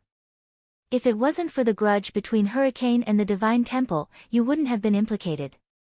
Grudge? How could the Divine Temple have a grudge with Hurricane? Hua Jin took a few steps forward. What's going on? Surprisingly, Gong Jie was patient enough to tell him everything in detail. The Sacred Palace sect is at their wits' end. Originally, he had fled to East Africa to find a paradise that was conducive to the development of the church. He did not expect that a war would break out. Without enough food and armaments, they were like trapped beasts in East Africa. That's why he's doing everything he can to kidnap Hurricane as a hostage. He wants to use this hostage to threaten Hurricane. Hua Jin muttered to himself, why does Hurricane make enemies wherever he goes? Gong Jie turned around. What did you say? No, nothing. In that case, he was the one who was implicated. The thought of Professor Romanka's tragic death made him even more fearful. Do people really have a destiny? Among the four of them, only Professor Romanka did not escape the disaster. Romanka is dead. He was beheaded by those disciples. I know. Do you know? Yes, the Divine Temple sect sent a beheading video a few days ago to provoke Hurricane. Hua Jin didn't know that the game between Hurricane and the Divine Temple sect was so dangerous. Chapter 44-48. We are about 40 kilometers away from the port. If we walk, we might not be able to get there in one night. We have to get back to the port before dawn tomorrow. If his men did not come to their rescue in time, then they might be trapped in such a chaotic place. What worried him even more was that there seemed to be no news from Vermilion Bird. In the last call, he seemed to have heard the sound of an explosion. Gong Jie suspected that Jim had replaced Hua Jin with another suicide bomber, pretending to be a hostage. In fact, he had enough explosives tied to his body. He did not know how Vermilion Bird, Natalia, and Alice were doing. He had already dispatched dozens of mercenaries to search for them according to the location of the last call. So far, there was no feedback. However, Gong Jie was not worried about Vermilion Bird and the others. His most important goal now was to get Hua Jin out of here safely. However, these 40 kilometers on foot was nothing for him. Normally, 40 kilometers was just one of his training subjects. But for Hua Jin, although 40 kilometers was really long, under the control of the desire to survive, it could always stimulate his infinite potential. In order to survive, 40 kilometers was nothing at all. The scary thing was that he did not know what he would encounter on this 40 kilometers road. Put this on. Gong Jia handed him a bulletproof vest. Hua Jin took it, but did not expect the bulletproof vest to be far heavier than he imagined. Why is it so heavy? Because it is a bulletproof vest. Is it? Hua Jin said, I have seen bulletproof vests before, but they are not this heavy. Hua Jin put on the bulletproof vest and muttered, this is like making me walk 40 kilometers with this weight. It's killing me. Of course, a normal bulletproof vest is not this heavy. Why? Because, Gong Jia walked in front of him, stretched out his hand, pulled out a straw from the vest, and opened the valve. There is a filtration device in here, and there is some water in it. If they ran out of water, as long as there was a water source, they could replenish themselves. When the water was pumped inside, it would go through a circulation device and be converted into a standard that could be consumed by the human body. In addition, this is a special grade bulletproof vest. Apart from heavy sniper bullets, it can withstand bullets of many types and ranges. As he spoke, he put the bulletproof helmet on the man's head again. Hua Jin felt that this helmet was many times heavier than the heavy headwear on set. I feel like my whole body is heavy. He happened to be thirsty. Hua Jin took out a straw and greedily drank a few mouthfuls. Although it was filtered, the filtered water still had an inexplicable fishy smell. He frowned. Although it tasted bad, he still drank a few mouthfuls. He was too thirsty. It had been a few days since he drank such a refreshing mouthful of water. His lips were already extremely dry and cracked. Gong Jia looked at him and felt an inexplicable heartache. Oh. I think I drank so much, and there's not much left in there. There's no rush. I still have some in my clothes. Is this water enough for us to walk more than 40 kilometers? I don't know if there is any river in front. If there is, it won't be a problem to replenish it. The important thing is. Gulp. Chapter 44-49. Before he could finish his sentence, Gong Jia heard a wailing sound coming from Hua Jin's stomach. He looked at Hua Jin, and the latter suddenly became embarrassed. Hungry? Yes. You haven't eaten well these few days, right? Yes. Here. Gong Jia took out a bag of dry food from his backpack. Hua Jin took it, but he was a little hesitant. What about you? Do you still have dry food? No more. This is compressed dry food. It should be able to replenish as much energy as possible. Then if I eat it, what about you? Gong Jia played it down. We'll take it one step at a time. I can hold on for a while, but if you can't hold on, I'll carry you and both of us will be finished. As he said that, he added, let's see if we can hunt some living creatures at night. Living creatures? Yes, for example, wild rabbits and wild deer. Roast them. Oh, you know how to hunt. Yes, this is the basic survival skill of the wild. Hua Jin followed Gong Jia's footsteps. He quietly ate the dry food, but his heart felt warm. Although Gong Jia didn't seem to be a very meticulous person, the more dangerous the situation was, the more his concern was the greatest encouragement and comfort to Hua Jin. At the same time, there was an indescribable sense of security. Although he was in a predicament, with his brother around, he had a feeling that no matter how great the danger was, it was nothing compared to his brother's presence. At night, Gong Jia found a mountain with a natural cave. The weather at night gradually turned cold. The wind was strong, and the cave was very warm. Hua Jin carried some firewood. Gong Jia used the flint that he carried with him to light the firewood and started a fire. Stay here and warm yourself. Don't walk around. I'll be back soon. Where are you going? Gong Jia said, to find something to eat. After saying that, he left the cave. Hua Jin obediently guarded the fire. Wrapped in his military coat, he gradually fell asleep. She woke up in a daze, but to her surprise, Gong Jia had already returned. At the same time, he smelled blood. Hua Jin curiously stood up and walked over, but Gong Jie heard his movements. He's awake. Yes. Hua Jin walked to his side and saw that he had caught a small deer. Where did this deer come from? Gong Jie said, this deer broke away from the herd. I saw her at the bottom of a hill. She seemed to have broken her leg. Ah, so pitiful. Well, if it wasn't for me, it might have been eaten clean by the wolves. When Hua Jin heard this, he didn't know whether to laugh or cry. Even if you brought it back, wouldn't it be eaten clean by you? Being eaten by me is better than being eaten by wild wolves. Wild wolves might leave behind bones.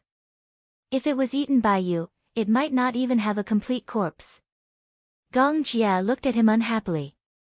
You seem to like arguing with me. Ah. I'm bored anyway. Hua Jin sat down beside him. Watching him skinning the deer skillfully, he couldn't help but complain, if I didn't know better, I would have thought that you were a butcher. Get lost. Don't be so fierce. Hua Jin felt wronged. It's so boring. How can I relieve my boredom if I don't talk? You have the strength to talk. Gong Jie snorted. I'm exhausted, so don't bother me. Chapter 44:50. Venison was a delicacy in the world. Even without seasoning, the fresh and tender meat made him yearn for it. He gave the only dry food he had on him to Hua Jin. He was so hungry that his stomach was rumbling, and he still had to peel off the deer skin. God knew that he was almost drooling when he looked at the venison. Fortunately, his luck was good. Not long after leaving the cave, he heard a deer crying at the bottom of the hill. It was relatively smooth. 20 minutes later, Gong Jie put the venison on the fire and handcuffed it happily. Zili, the meat was on fire and made a beautiful sound. Gulp! Gong Jie licked his lips and his eyes widened. Hua Jin looked at the venison skewers on the rack, constantly rotating and handcuffing them evenly. He actually started to crave for it. However, I heard that eating barbecue can easily cause cancer. Hua Jin suddenly came up with a philosophy of health. Gong Jie glanced at him meaningfully. You don't have to eat it. No, I want to eat it. Didn't you say that barbecue can cause cancer? It will be fatal if you don't eat it. Hua Jin spat out another golden sentence. Gong Jie couldn't help but be amused by him. At such a critical moment, this clown could actually make him laugh. However, this venison looks very small. Even if 2 people eat it, they shouldn't be able to finish it. Don't worry, I'm so hungry now that I can swallow a cow. Hua Jin said silently, usually, people who say that seem to be too hungry, but if they really eat it, their combat strength is not good. Gong Jie glanced at him coldly. Was this guy a bar spirit? Why was he always arguing with him? Don't worry, my combat strength is stronger than yours. In short, when the time comes, the meat will be evenly divided into 2 portions. You eat 1 portion, and I'll eat the other. Okay, I want the leg and breast of the deer. What about me? The butt of the deer. Hua Jin, on purpose, he must be doing it on purpose. Gong Jie gestured with his eyes. Look at the butt of this deer. It looks very fat and tender. I don't want to eat the butt of the deer. If you don't want to eat it, then don't eat it. On what basis? Based on, this deer was brought back by me. Hua Jin was not convinced. You obviously stole it. What do you mean by steal? Isn't it considered stealing? You weren't the one who caught him. If you spout any more nonsense, I'll skin you and roast you. TSK, how could Hua Jin be threatened by him? He rolled his eyes. Perhaps, even he did not realize that he dared to roll his eyes at Gong Jie. Gong Jie pursed his lips and smiled, but he did not say anything. Instead, he continued to handcuff the venison leisurely. His technique was extremely skillful, and the handcuffs were very even. Hua Jin yawned. Half an hour later, the venison was finally cooked. Gong Jie took the venison and cut it into pieces with a dagger. Hua Jin picked up a piece and put it in his mouth. He tasted it. Oh, it's so light, but so tender. There's no seasoning, so of course it's light. Sigh, what a pity. If I sprinkled some cumin, it would be a delicacy in the world. At this juncture, he could not care so much. As long as he could fill his stomach, it was fine. Hua Jin ate with relish. Gong Jie did not really give him the butt of the deer. Instead, he shared the meat of the deer's leg and chest with him. Gong Jie was really hungry. When he ate, he was not as elegant as Hua Jin. He directly hugged a deer leg and gnawed on it.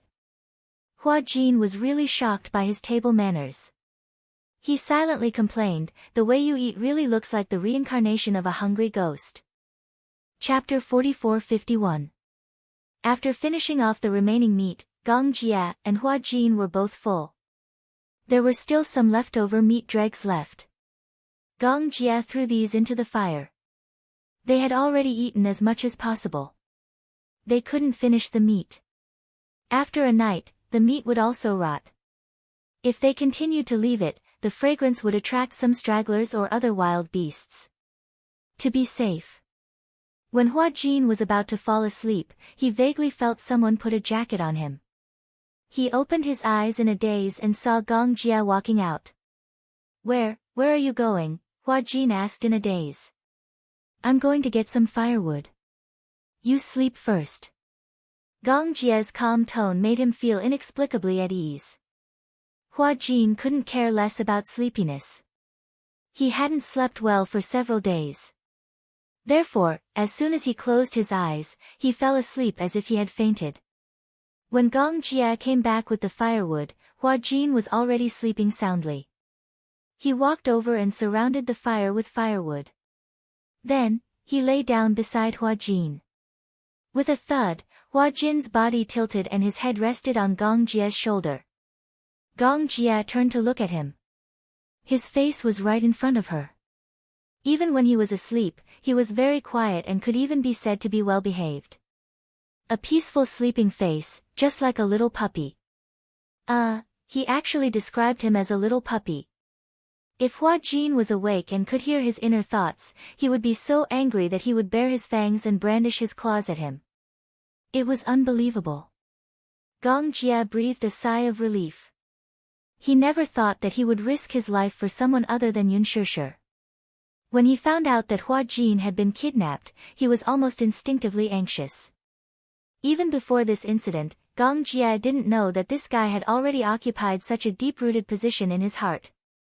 This was probably the most impulsive thing he had ever done in his entire life.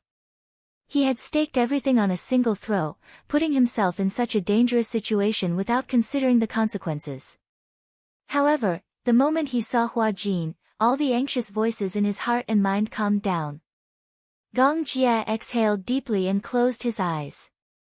The two of them snuggled up to each other and fell asleep. Outside the cave, the wind was biting cold. From time to time, wild wolves smelled the fragrance of the venison and came over. However, it was fearful of the blazing flames. It shrank back and let out an unwilling howl. Unknowingly, it was already dawn. In a daze, Hua Jin was awakened once by the wolf's howl at dawn. When he opened his eyes, he felt something heavy on his thigh. He lowered his head and saw that Gong Jie had fallen asleep on top of him. No wonder. In his dream, he dreamt that he was lifting weights and his thighs were extremely heavy. It turned out that this fellow was sleeping on his lap. It could be seen that he was really tired. Before seeing him, on the ship, Gong Jie didn't really have a good rest. It was even difficult for him to close his eyes. He slept briefly once, but was woken up by a nightmare. He dreamed that Hua Jin and Alice were also beheaded, and only Natalia was saved. After waking up from the dream, he felt uneasy and didn't dare to sleep anymore. He was afraid that if he slept, the nightmare would come true. At dawn, the wolves were howling, but he didn't wake up. Chapter 44-52. He lowered his head to look at the man. Even though he was in such a sorry state, it couldn't hide his high spirits. He was a clean freak. Not showering for 2 days was probably his limit. What made it hard for him to calm down was, it seemed that no one had ever fought so hard for him before. He had thought that Gong Jie would definitely give up on him. After all, the fighting around them was escalating. East Africa was completely engulfed in the whirlpool of war. If Gong Jie had come alone to save him, he might have been buried with him. But he still came. It wasn't that she wasn't touched. Although the fuse of this incident was the dispute between the Hurricane Group and the Sacred Palace sect, he was also a victim, a fish in the moat that was implicated. But Gong Jie didn't have to save him. But he still came. This proud man had ended up in such a sorry state in order to save him. He was extremely shocked. Hua Jin carefully adjusted his position and protected Gong Jie's head. He closed his eyes and slept for a while. Vermilion Bird brought Alice and Natalia to the port. The car exploded. Although they had jumped out of the car in time, Alice was slightly injured because she was protecting Natalia. And because of the explosion at close range, Vermilion Bird's eardrum was perforated and bleeding. Luckily, Alice checked and found that it wasn't a big deal. The perforated eardrum wasn't serious. With proper treatment, it wouldn't affect her hearing. Vermilion Bird was proud of her eagle-like eyesight and excellent hearing. If her hearing was damaged, she would definitely feel depressed. The car was destroyed, and the supplies were gone. Luckily, Vermilion Bird still had some equipment on her. She hijacked a car halfway, passed through the rain of bullets, crossed the battlefield, and finally reached the port. Vermilion Bird got out of the car and boarded the ship with Natalia and Alice. However, she didn't see Gong Jie and Hua Jin. "Where's young Master Jie?" "He hasn't returned." "He hasn't returned?" "Yeah, he went to save another hostage." "There's still no news." "No, he successfully rescued the hostages, but Renaud and Ben were sacrificed." "Renaud?"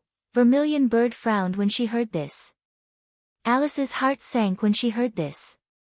Alice said, "Renaud will be officially retiring soon." "How could this happen?" "It's not hard to imagine." Red Sparrow said solemnly, "Now, many areas in East Africa have fallen. Renaud and Ben fought their way in and out. They must have suffered heavy losses. I heard that something happened last night. The people of the Divine Palace sect killed themselves." "What?" Vermilion Bird and Alice turned pale with fright. How could this be? Then, Natalia asked worriedly, "Where are the two of them? Have you left safely?" "According to the information I have, young Master Jia and Hua Jin have already left safely and are less than 40 kilometers away from the harbor. They are trying their best to get here. The war zone has fallen. Those martial artists threaten to blow up the port. If we don't leave now, we'll be in grave danger." "We can't leave," Alice said firmly. "Gong Jia and Hua Jin aren't here yet. We can't leave. Of course we can't leave." Chapter 44-53. Vermilion Bird added, "Even if the port is bombed, we can't leave. If there's no other way, make an exception and let the headquarters send reinforcements." Under normal circumstances, Hurricane would never interfere with the internal affairs of other countries. Especially under such circumstances. Vermilion Bird said, "Send me a few men. I'll bring them to find Gong Jia and the others." "No." Alice was the first to object. "You're seriously injured and your hearing is damaged. You won't be able to recover in a short period of time. If you bring people over now, you'll be courting death. Then what should we do?" Vermilion Bird spread her arms, her face red with anxiety. "Do you want us to wait here and do nothing? So what if I'm injured? I can even give up my life to protect young Master Jie." "Don't add to the unnecessary losses," Alice said firmly. "Didn't they say that they have sent people to rescue them? If we're lucky, young Master Jie might be back soon. 40 kilometers isn't far." "It's not far."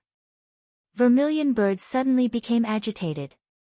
"But do you know that all the main roads and transportation fortresses in East Africa have been bombed? The only places we can pass through are the forests and deserts. What does this mean? We'll have to search the mountains and the plains to find two people. It's like looking for a needle in a haystack. Since you know it's like looking for a needle in a haystack, Alice took a deep breath. Then don't be impatient. Don't act rashly. Act rashly? Vermilion Bird was agitated. Aren't you worried about young Master Jie? Alice's eyes flickered slightly. Vermilion Bird said, now that young Master Jie is in deep danger, you can still speak so casually about not acting rashly. Will it work if you go? Alice exhaled. On the contrary, I'm more worried about Gong Jia than you are. But, if you go there like this, will it definitely work? Why don't you wait a little longer? It won't be too late for you to go if there's really no news. Vermilion Bird bit her lip, her gaze cold. Officer Vermilion Bird, listen to Alice. Don't be so agitated.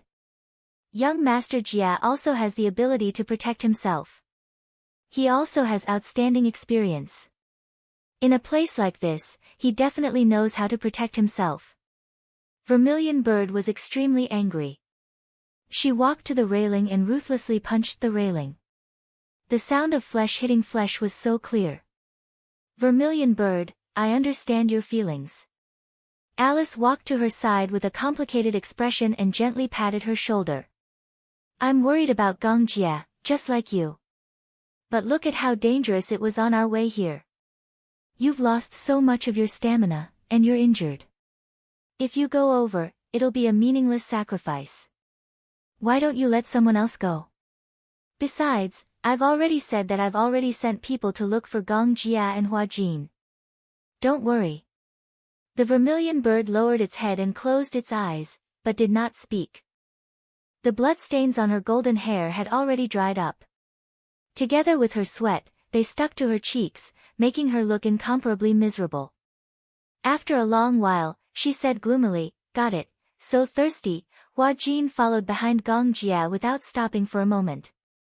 Besides the heat, there was also the physical exhaustion from the long journey. The water in his body was evaporating at an accelerated rate, and he wanted to drink water. However, the water stored in his bulletproof vest had already been emptied. Chapter 44-54. Come here. Huh? Hua Jin walked over in a daze. What are you doing? Gong Jia opened his bulletproof vest. Drink. That was because the bulletproof vest was worn on his body, and it was usually worn on his chest. If he was wearing the vest, he would be able to drink the water with a straw. The point was, this man was really F*King tall. There was a difference of 10 centimeters, and he was right at his chest. Drinking water and lying on his chest, it looked like he was drinking milk. However, he was really thirsty. Hua Jin asked politely, aren't you thirsty? Yes. Then, why don't you drink some first? Gong Jia raised an eyebrow but did not refuse. He took the straw and took a big gulp. Hua Jin looked at him anxiously. He felt that he was going to drain all the water in the bulletproof vest. Leave some for me. Hua Jin was anxious. I feel like I'm dying of thirst. Gong Jia passed the straw to him. Hua Jin walked over and tiptoed slightly. Just as he was about to suck on the straw, he suddenly remembered that Gong Jia had just drunk some water. The straw was stained with his. Was this considered kissing in disguise? Bah! Why did he think so much? Hua Jin closed his eyes and drank contentedly. After a few sips, the straw could not draw any more water. This guy, he wanted to drain all the water in one gulp. However, this gulp had somewhat alleviated the crisis. Hua Jin finally regained some energy. He looked around at the dense forest and felt a little hopeless. Is there a water source nearby? I'm looking for it. How? Hua Jin muttered, I don't have a map. I'm like a headless fly.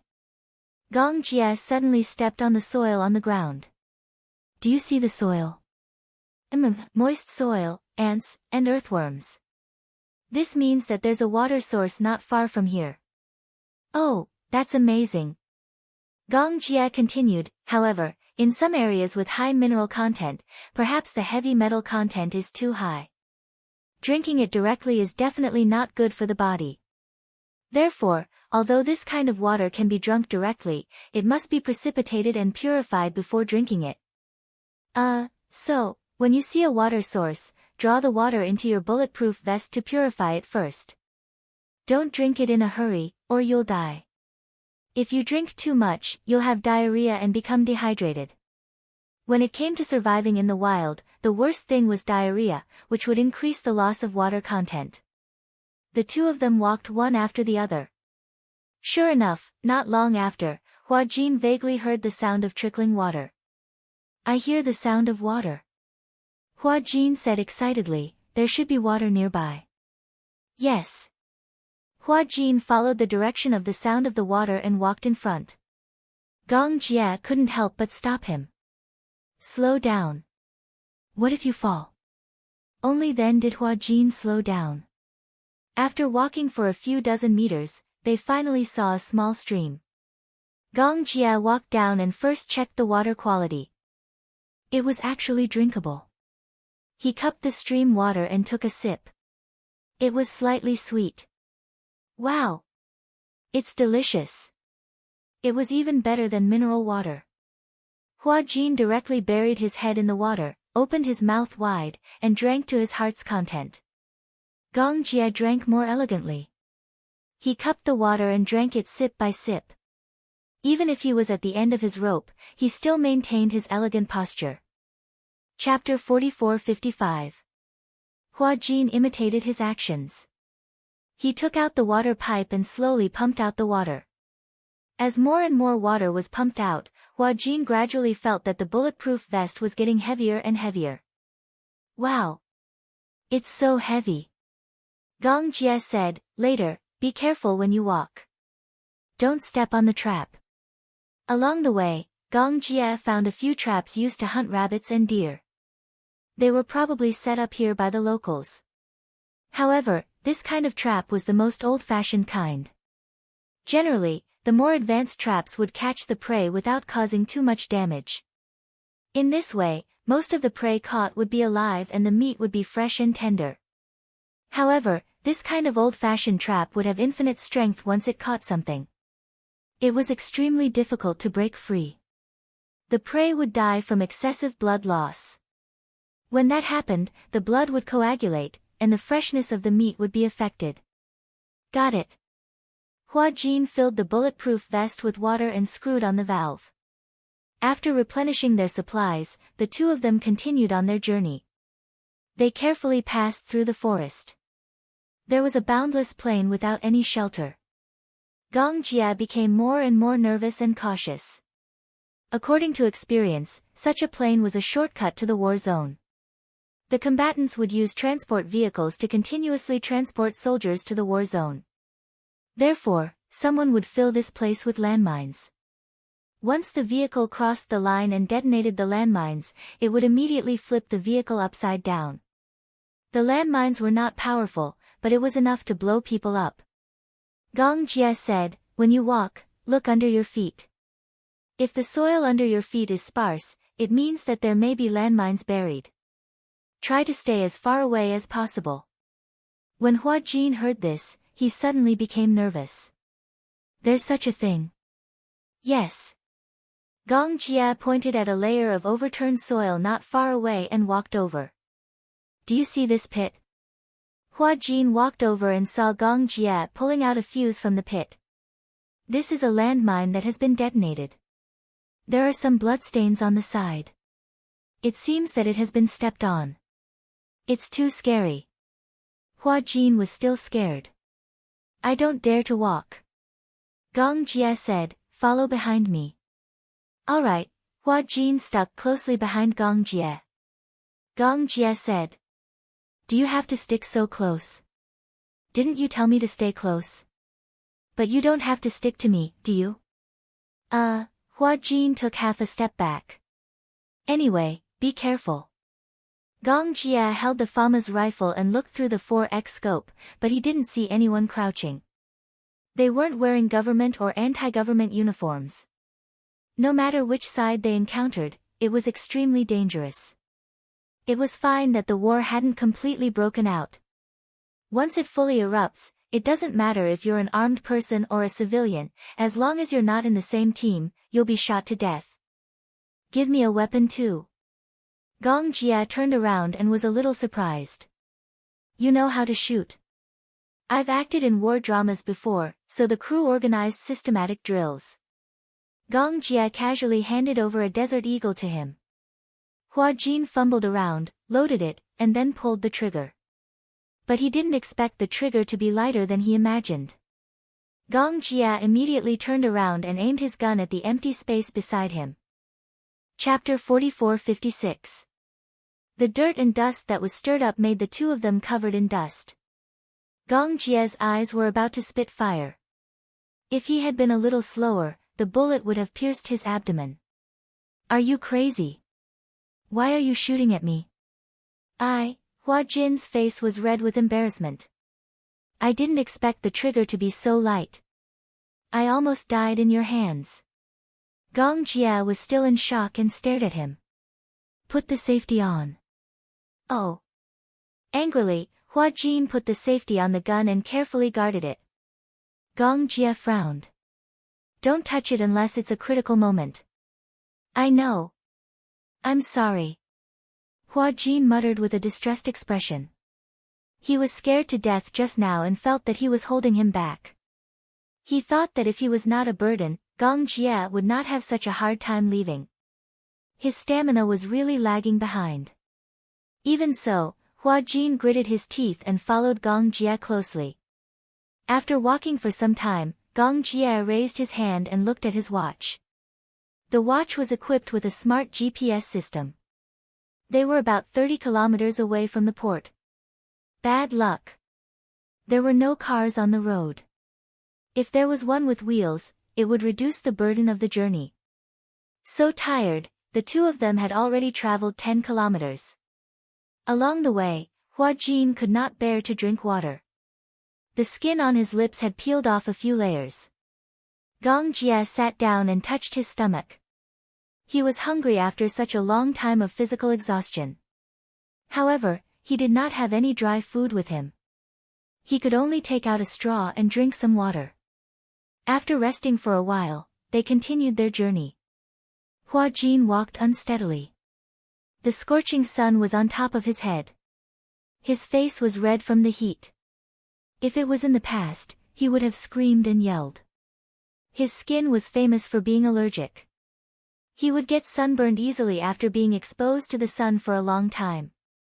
But now, even dry food was a problem, let alone protection from the sun. He really wished that he was a solar engine that could convert the sun into his body's power. Hua Jin stumbled and suddenly stepped on a piece of soft soil. Beep, Gong Jia, who was walking in front, suddenly turned his head. Before his brain could issue an order, his body had already reacted under the condition of reflex and rushed towards Hua Jin. In an instant, the landmine buried under the soil exploded. Bong! The power of the landmine sent the two of them flying a few meters away. Gong Jia hugged Hua Jin tightly, and the two of them rolled far away. Until the two of them stopped. Gong Jia sat up and shook his head violently. He looked at Hua Jin, who was frowning in his arms, and gently patted his face, only to see that his ears were bleeding. His eardrums were slightly damaged because of the explosion. Gong Jia's ears were also slightly blind. However, he sat on the ground and felt a slight tremor. His many years of combat experience told him that a car was coming. He immediately put Hua Jin down, picked up his rifle, and looked in the direction of the sound, eyeing it covetously. Through his scope, he saw an off-road vehicle driving over shakily. Gong Jia narrowed his eyes, aimed at the windshield, and fired 2 shots. The accurate bullets instantly pierced through the glass. The shattered glass caught the 2 people in the car off guard. Chapter 44-57. Just as he touched the landmine on his waist, he hesitated and retracted his hand. No, I can't blow up the car. Gong Jia stood up and dragged Hua Jin to a tree. Using the tree as cover, he aimed at the car. Da-da-da, Hua Jin vaguely heard the sound of gunshots. He struggled to get up, but before he could see what was going on, Gong Jia shielded him with one hand. Don't move. He turned to look at Gong Jia, only to see the latter skillfully reloading his gun with one hand and shooting in a certain direction. Hua Jin took out the binoculars on his bulletproof vest and saw a car parked not far away. Two men in plain clothes with guns were shooting in Gong Jia's direction. They had obviously discovered Gong Jia and Hua Jin's hiding place. Bullets kept hitting the tree trunk. Hua Jin could not help but tremble with fear. He carefully hid himself behind the tree. He only had a pistol on him, so he could not help Gong Jia. The only thing he could do was to protect himself. The other party was especially cunning and knew how to use the car as a cover. Gong Jia was reluctant to hit the car. His original intention was to kill the two men and then take their car. After reloading 3 magazines, the gunshots finally stopped. Gong Jia shot the two men and stood up. First, he scanned the surroundings with the scope. When he confirmed that there was no one else, he said to Hua Jin, "I'll go over and take a look. You stay here and watch for me." "No, I'll go with you." Hua Jin stood up. He thought that although he could not help much, he might be able to take a bullet for Gong Jia when necessary. Gong Jia hesitated for a moment and finally nodded. "Stay close." "Okay." Gong Jia and Hua Jin walked to the side of the car. There were 2 men lying on the ground. They had been shot in the shoulder and had lost consciousness. When the powerful bullet pierced their shoulders, it also caused a lot of damage to their brains. Or, at such a time, they could only pretend to be unconscious to escape death. However, Gong Jia would not give them such a chance. On the battlefield, there were too many people who pretended to be corpses and shot people in the back. He did not want to be ambushed for no reason. Gong Jia took out a Colt and fired 2 more shots at the 2 unconscious men on the ground. The 2 men's bodies twitched and their legs straightened. "Get in the car." "Okay." Hua Jin nimbly got into the car. Just as Gong Jia started the engine, he saw through the rearview mirror that someone had suddenly popped out from behind the car. It turned out that there was a person crawling under the car, using the car as cover. Hua Jin watched helplessly from the rearview mirror as the man whipped out a pistol. "Be careful." Hua Jin immediately pressed Gong Jia's head and hid behind the seat. Da-da-da, the bullets hit the central control panel. Gong Jia immediately knew that there was someone behind the car. He lowered his head, started the car, put it in reverse, stepped on the accelerator, and ran over the man. Ah! The man let out a scream and was knocked to the ground. "Are you okay?" Gong Jia controlled the steering wheel and put the car in gear again. "I'm fine, why are you bleeding?" Hua Jin touched his neck. When the bullet grazed his neck, he did not feel any pain. It was only when he touched the wound that he felt a burning pain. When the bullet passed by, there was a burning pain. Chapter 44-58.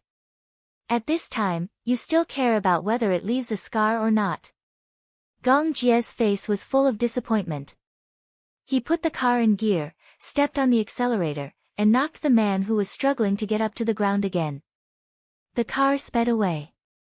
Hua Jin looked at the 3 corpses behind him with lingering fear. He was still in shock. "Is there enough gas in the car?" "Not much, but it should be enough to drive for 20 kilometers. "Well, that's good." Hua Jin's heart finally calmed down a little. "You said you can shoot, right?" Gong Jia said and threw the rifle to him. "When I ask you to shoot, aim at the ground and shoot a few bullets. If there were landmines, detonate them in advance." This was the most helpless way to eliminate explosives in an emergency situation. Hua Jin held the gun and was a little hesitant. "Do you have enough bullets?" "Only 100 or 200 bullets." "Then, do you want to save some?" "I don't know if we will encounter enemies in the future, but if we save these bullets, the car will be blown up by the landmines." "That's not worth it." "Oh. I understand. Hua Jin followed Gong Jie's instructions and used bullets to eliminate the explosives. As Gong Jie expected, along the way, Gong Jie could see if the soil was turned over. At his order, Hua Jin fired a few bullets at the area. It worked every time. They really eliminated a few areas with landmines. Leaving the plain area, they unknowingly reached the seaside. Following the seaside road, they could smoothly reach the port. However, the road by the sea was devastated by the explosion. The car struggled to move on the road, and the speed had to be reduced to the slowest. Unknowingly, it was already evening. At dusk, the seaside and the horizon became a line. But at this moment, Hua Jin did not dare to let down his guard and enjoy such a beautiful scenery. He was getting closer and closer to the target, but it made him more and more nervous. The wound on his neck was not treated in time. Blood spread to half of his body and dyed his clothes red. Gong Jie looked at it earlier and did not hurt his aorta. This was a blessing in disguise. However, Hua Jin was already riddled with injuries. Previously, he had been whipped and tied up, and there were deep marks on his wrists. In addition to the lack of sufficient supplies along the way, he was already on the verge of collapse and was only supported by his will to survive. Hua Jin hugged his gun, his face pale. Gong Jie said, "Soon. If there are no accidents, we'll be there soon." Hang in there, Hua Jin nodded his head, feeling a little dizzy. His eardrums were already damaged, and the wind was so loud that it almost covered up the sound of Gong Jie. But he knew what Gong Jie was talking about. He was telling him to persevere. At the same time, the people sent by Vermilion Bird were also rushing towards Gong Jie to provide support. The two sides finally managed to rendezvous 5 kilometers away from the port. Vermilion Bird was also in the car. When she saw Gong Jie's car, she got out of the car excitedly. "Great! Young Master Jie, are you all right?" "I'm fine." Gong Jie stopped the car. At this moment, Hua Jin was already slumped in his seat, delirious. He opened the car door and nimbly carried Hua Jin out of the car. At this moment, his body was unbelievably weak, and he probably could not walk. Vermilion Bird walked over and said, "Let me do it. I'll carry him into the car." "Okay." Vermilion Bird walked over and was about to take Hua Jin from Gong Jie's arms when Hua Jin subconsciously clutched Gong Jie's bulletproof vest. Chapter 44-59. In a daze, he clutched his clothes tightly, unwilling to let go. Vermilion Bird's eyes flickered slightly. For some reason, she felt that Hua Jin's dependence on Gong Jie was unusual. Gong Jie smirked and shielded Hua Jin. He hugged him a little tighter and said to Vermilion Bird, "It's okay. I can carry him." Hua Jin wasn't heavy, and to him, he wasn't even worth mentioning. Now that he was so badly injured, he was worried that Vermilion Bird would be too rough and hurt him. Vermilion Bird nodded and didn't insist. "Are you okay?" "Yeah, I'm fine. Alice and Natalia have returned safely with some minor injuries." Natalia was obviously shocked. "I'm afraid that this incident has caused some psychological trauma." "Yeah, it's good that you're fine." Gong Jie, who was hugging Hua Jin, came back to his senses and took a look. Vermilion Bird said to him, "We have to leave this place as soon as possible. Young Master Jie, most of the East African nationals have been evacuated. The war is about to start. Let's leave this place as soon as possible." "Yeah." Gong Jie carried Hua Jin into the car. The car arrived at the port smoothly. After boarding the cargo ship, the medical staff swarmed over. On the ship, the medical staff couldn't perform any major surgery. However, after an examination, Hua Jin didn't suffer any serious injuries. Some of the serious whip wounds had been carefully stitched up. As for the rest, other than the damage to his eardrums and temporary hearing loss, there weren't any major problems. It was just that he was too weak. He hadn't eaten clean food or water for several days and nights. There was a certain degree of bacterial infection in his body. Hua Jin had fainted because of exhaustion. Initially, when they were rushing back, Hua Jin had relied on his astonishing willpower to hold on, so he was fine. However, when they arrived at their destination, he was relieved and immediately fainted. However, the wound was infected. On the ship, Hua Jin had a high fever. Fortunately, after an emergency infusion and treatment, although the fever was erratic, it didn't lead to pneumonia. During the 2 days they were on the boat, Gong Jie stayed close to them. Other than Natalia, Hua Jin was the one he was most worried about. It was very strange. This kind of feeling made him somewhat doubtful. Initially, he didn't think much of it, but now that he had calmed down, he felt that it was too risky to rush into the war zone for a single Hua Jin.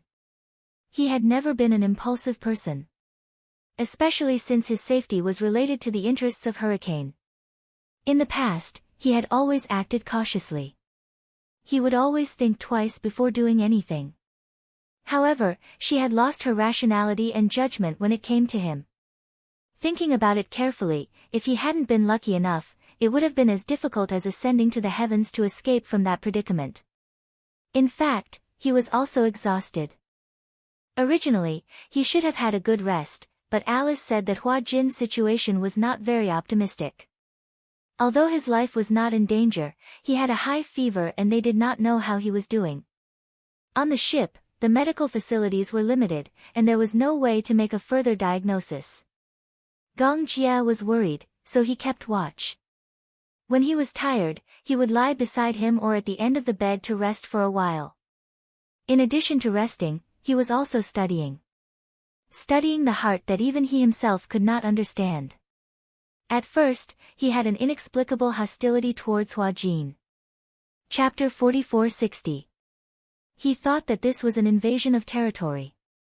Growing up in Hurricane, his sense of territory was especially strong. Now that his territory had been invaded, he was filled with animosity toward Hua Jin. And Hua Jin seemed to be very afraid of him. It wasn't reverence, but pure fear. He seemed to be very afraid of him.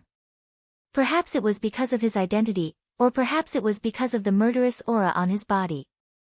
Gradually, he found another kind of pleasure in Hua Jin. In fact, his attitude toward him had evolved to the point where he was no longer so resistant and repulsive. However, for some reason, when he saw Hua Jin, he strangely wanted to tease him. He liked to see Hua Jin standing in front of him, at a loss. He was careful, as if he was afraid of angering him. The kind of fear that made him want to curl up in a corner. Until later, he actually enjoyed this kind of teasing and never got tired of it. It was a kind of passion that he had never felt even when facing a woman. Alice had once asked him indirectly if he liked men. Men? How was that possible?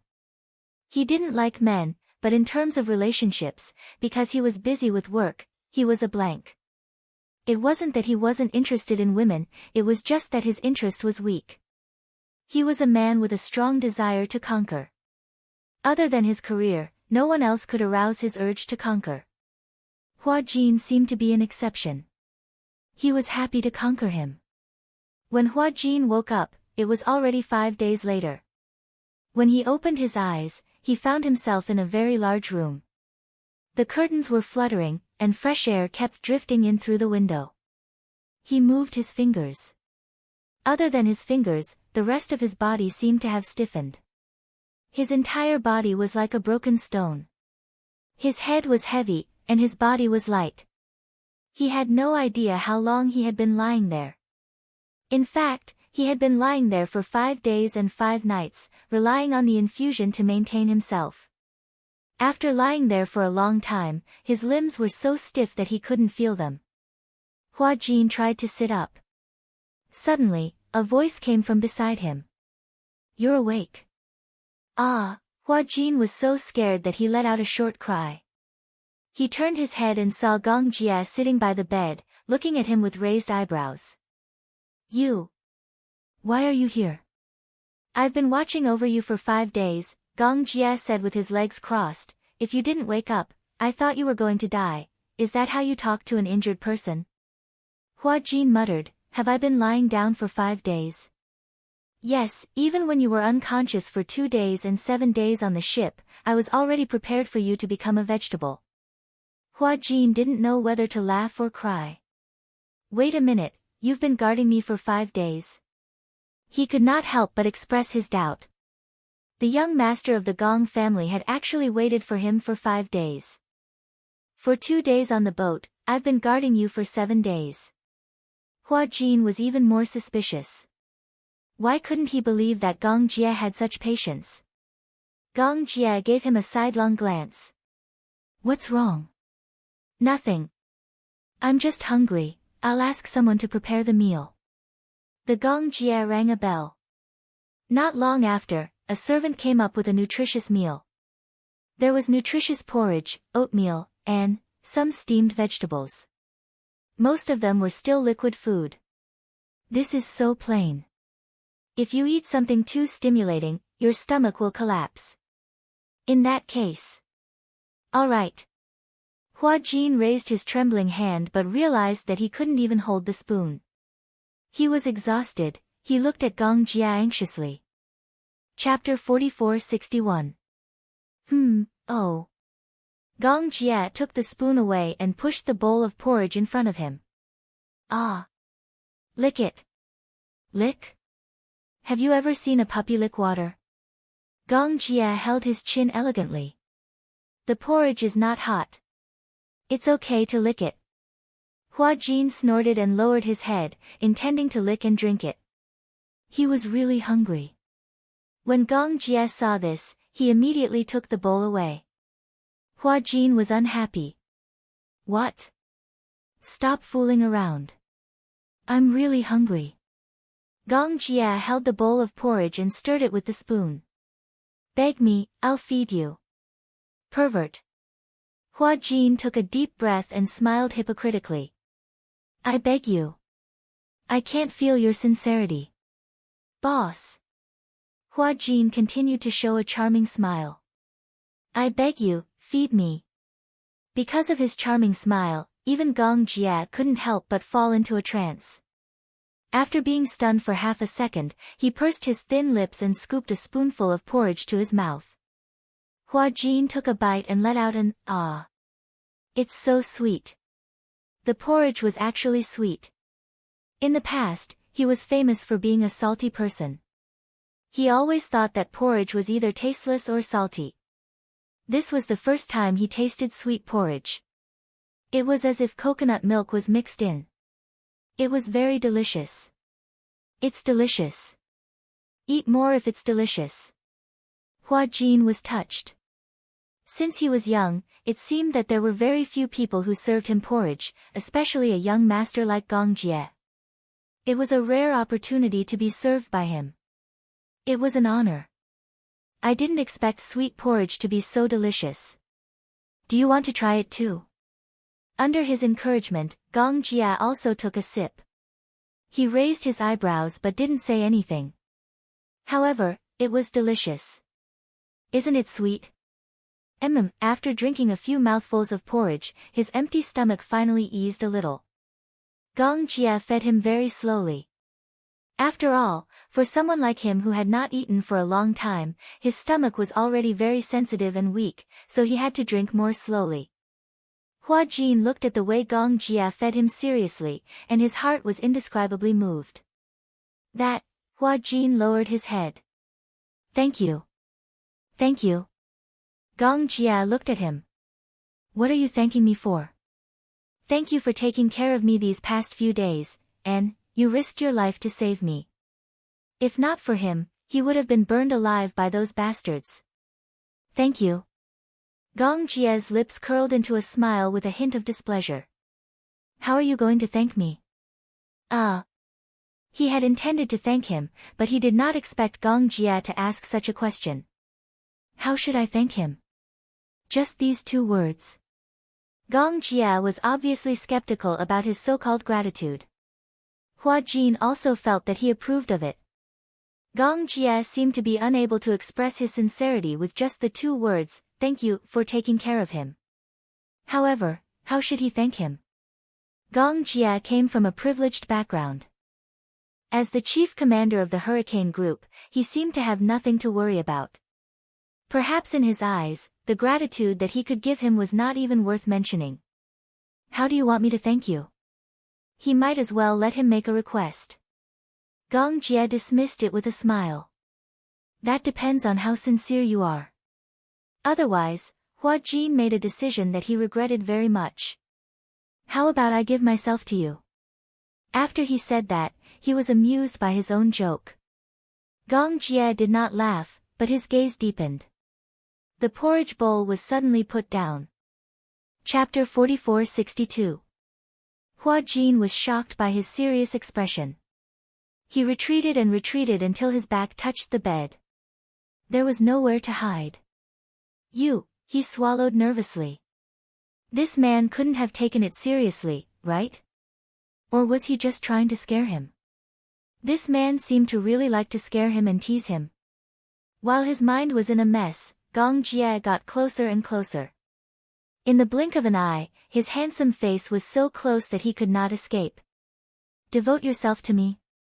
Gong Jie suddenly snorted.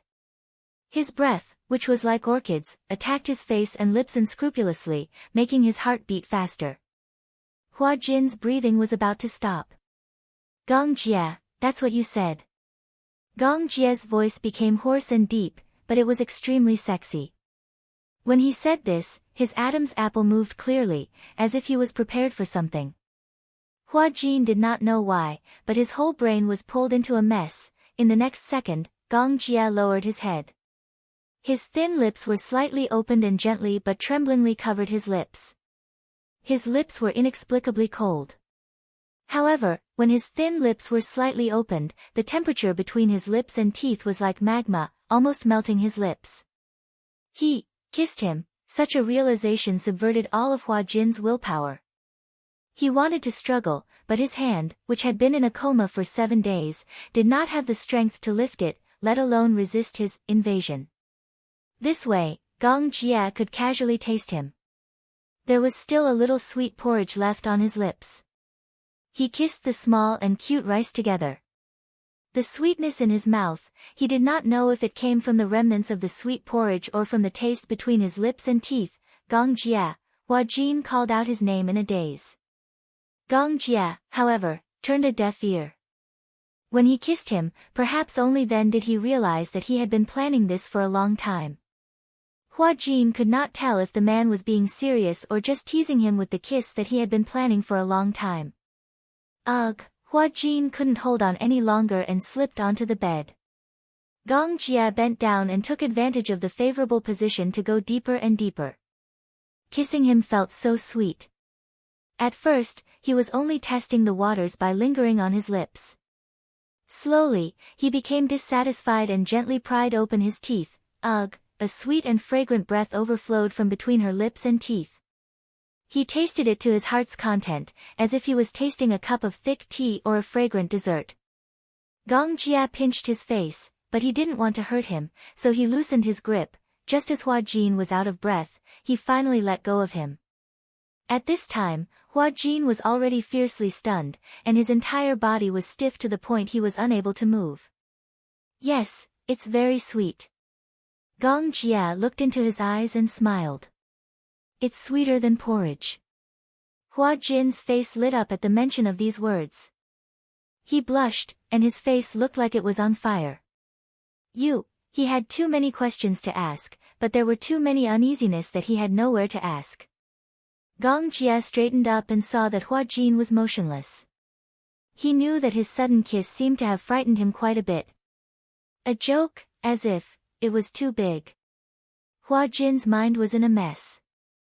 The most chaotic thing was that his body and his instincts didn't seem to have much resistance to Gong Jie. What was wrong with him? What was going on? Chapter 44-63. Hua Jin asked in a daze, why? At this moment, only these 3 words could show his chaotic state of mind. What was this Gong Jie doing? Was he teasing him? Otherwise, why did he kiss him? However, if he was teasing her, why did she sense the complicated feelings in his kiss? After acting for so many years, he could feel whether there was any emotion in a kiss or a look. Gong Jie's kiss made his heart, which was already in a mess, even more chaotic. Gong Jie suddenly smiled. Why? What do you mean why? Why did you kiss me? Let's be together. Gong Jie also said something that undoubtedly messed up Hua Jin's state of mind even more. Perhaps, if it were not for this accident and the fact that they had not survived a disaster together, Gong Jie would not have been able to understand his state of mind. But since he had kissed him, it meant that he had already seen through his own heart. Since he had seen through it, given Gong Jie's straightforward and domineering character, he would openly express his feelings. He hated it the most when he obviously liked someone and had feelings for him, but was still hesitant. This wasn't his style of doing things. Hua Jin choked. He didn't expect Gong Jie to make such a request. Be together? Hua Jin deliberately changed the topic. Aren't we together now? Gong Jie said, don't play dumb. Hua Jin was speechless. Hua Jin's skills were nothing in Gong Jie's eyes. Changing the topic? Gong Jie naturally wouldn't give him such a chance. I'll give you time to think about it. Gong Jie sat on the side of the bed with his arms crossed.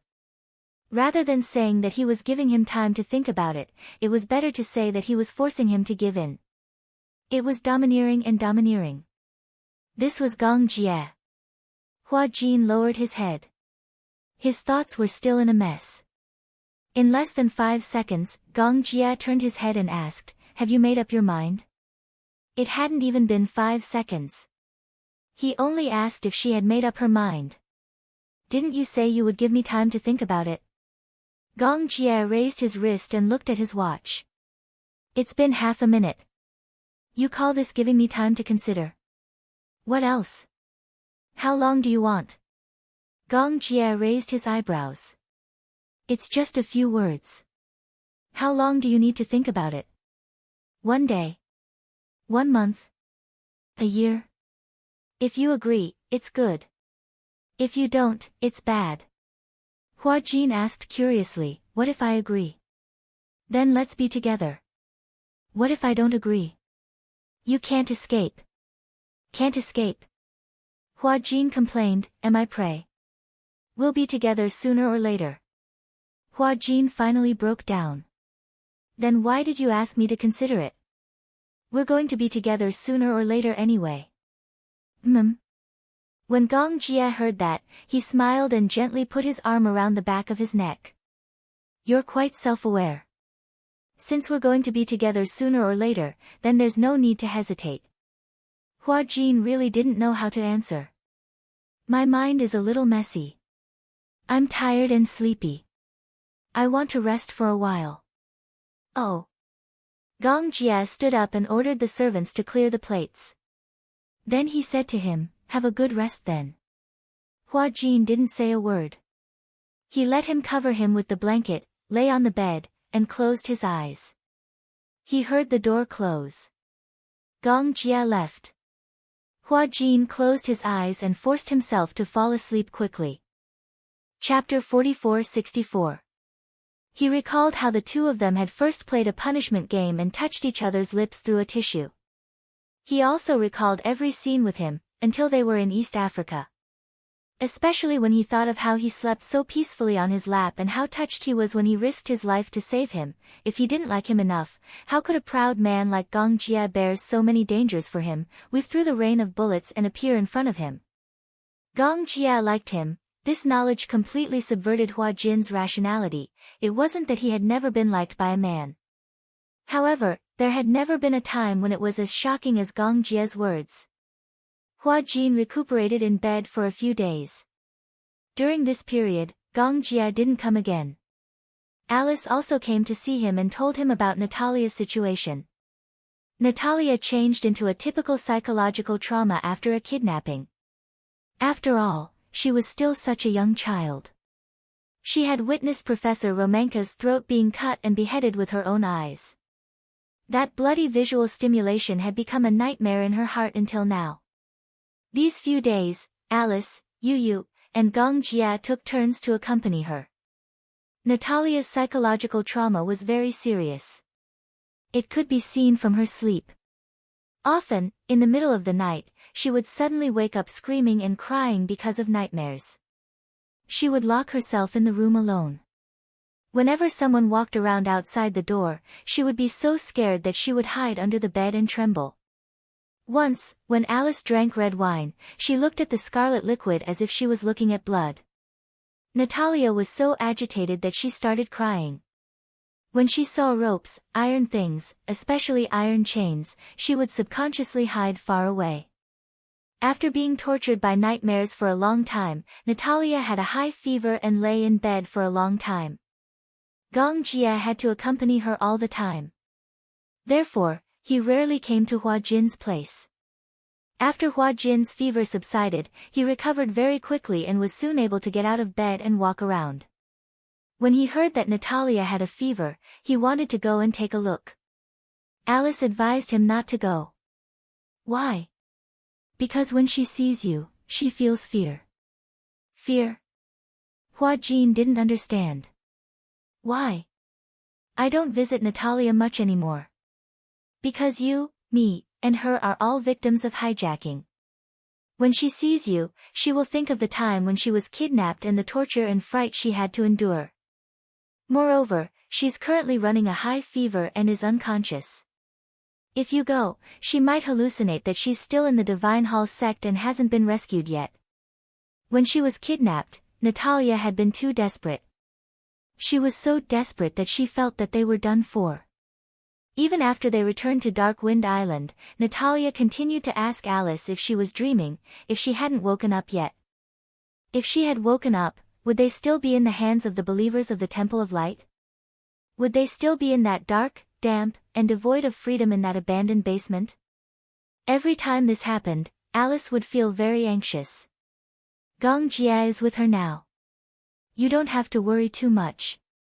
He will take good care of her.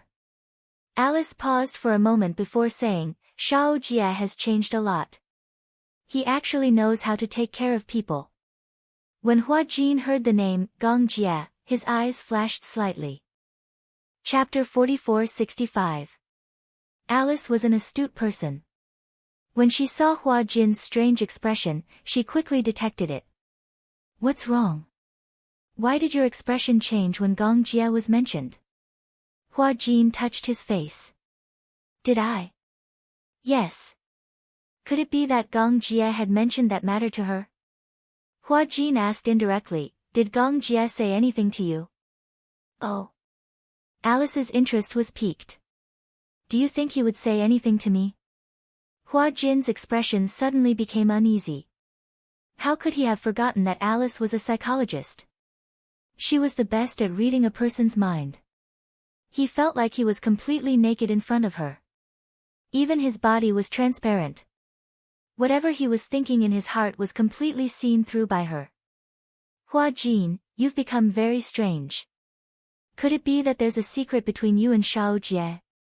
No. Hua Jin suddenly denied agitatedly. However, the more agitated he was, the more suspicious Alice found him. Yu suddenly walked over with a drink and sat down beside Hua Jin. Uncle Hua Jin, are you feeling better? Much better, Yu. Yu suddenly looked at him as if she had seen a ghost. Hua Jin felt even worse. What's wrong? Is there something strange on my face? No. It's just, why is your face so red? Hua Jin was speechless. Alice muttered, if there's something on your mind, just say it. You can't hide your thoughts at all. Everything is written on your face. Something must have happened between you and Shao Jie. Otherwise, you wouldn't be like this. I think Shao Jie has been acting strange recently. Yu looked at Hua Jin and then at Alice. She lowered her head and obediently sucked on the cola through the straw. Hua Jin finally couldn't take it anymore. He finished the red wine in his glass in one gulp and looked at Alice with a flushed face. Alice held the wine glass. She was so frightened by his serious expression that she didn't dare to move. Let me ask you. Please go ahead. Gong Jie, his sexual orientation, pft. Yu couldn't hold it in and spat it all over his face. Hua Jin closed his eyes from the spray, and his face was covered in coke. Fortunately, he had a good temper, but the boy still got up and hurriedly wiped him with a handkerchief. Sorry, I couldn't help it. Alice held back her laughter and asked patiently, why are you asking this? Gong Jie's sexual orientation. What's the matter? Yu was also curious. Don't tell me. Uncle confessed to you? Hua Jin was speechless. Seeing Hua Jin's face getting redder and redder, Yu was glad that she didn't have cola in her mouth. Otherwise, she would have spat it all over Hua Jin's face. Ha ha ha ha. Alice couldn't hold it in anymore. She slapped the table and laughed. So that's the problem. Hua Jin, tell me, did Gong Jie confess to you? Facing Alice and Yu's big curious eyes, Hua Jin wanted to vomit blood. What kind of exciting thing is this? He really confessed. Alice and Yu clapped excitedly, ignoring Hua Jin's darkened face. Hua Jin almost roared out loud. What was this worth clapping about? You don't understand. Alice smiled in relief. There was another reason why she and Yu were so excited. Alice, on the other hand, liked Gong Jie. This was something that everyone in Hurricane City had a tacit understanding about. Chapter 44-66. However, if the person Gong Jie liked was a man, she would feel much better. So, Gong Jie liked Hua Jin. Why did she feel so happy? On the other hand, Yu was happy that her uncle's marriage was finally settled. Plus, everyone could see Gong Jie's feelings for Hua Jin. Although it was hazy, it was still a psychological foundation. Shao Jie is really special to you. Alice said, no matter who it is, other than Yun Shishir, Yu, and Xiao Yichen, Natalia, I really can't think of anyone he would work so hard for. Hua Jin blushed even more. Is that so? Wow, your face is even redder, Yu teased. If I didn't know better, I would have thought that you had blusher on. Hua Jin couldn't help but want to punch him. Alice said to Hua Jin, what about you? What do you think of Gong Jie? Thoughts? What thoughts? Nothing much, Io. Yu nudged Hua Jin's arm and started to praise her uncle. What's wrong with my uncle? He's rich, powerful, and handsome. The girls who are chasing after him would line up from here to Siberia. You should be happy that such a man has taken a liking to you. Hua Jin gritted his teeth. I'm not a girl. Actually, your problem is very simple. Alice showed the demeanor of a relationship guru. She raised a finger as if she was going to point out everything. Feeling nervous all of a sudden, he gulped and asked seriously, what's the problem? Between men, it's just a matter of who's at the top and who's at the bottom. Hua Jin's mind was in a mess. He had thought that Alice would give some sort of constructive speech. But in the end, it was this. Yu was confused. What do you mean by who's on top and who's on the bottom? Why can't I understand? Hua Jin covered his mouth with an ashen face. Don't ask such questions. This Alice.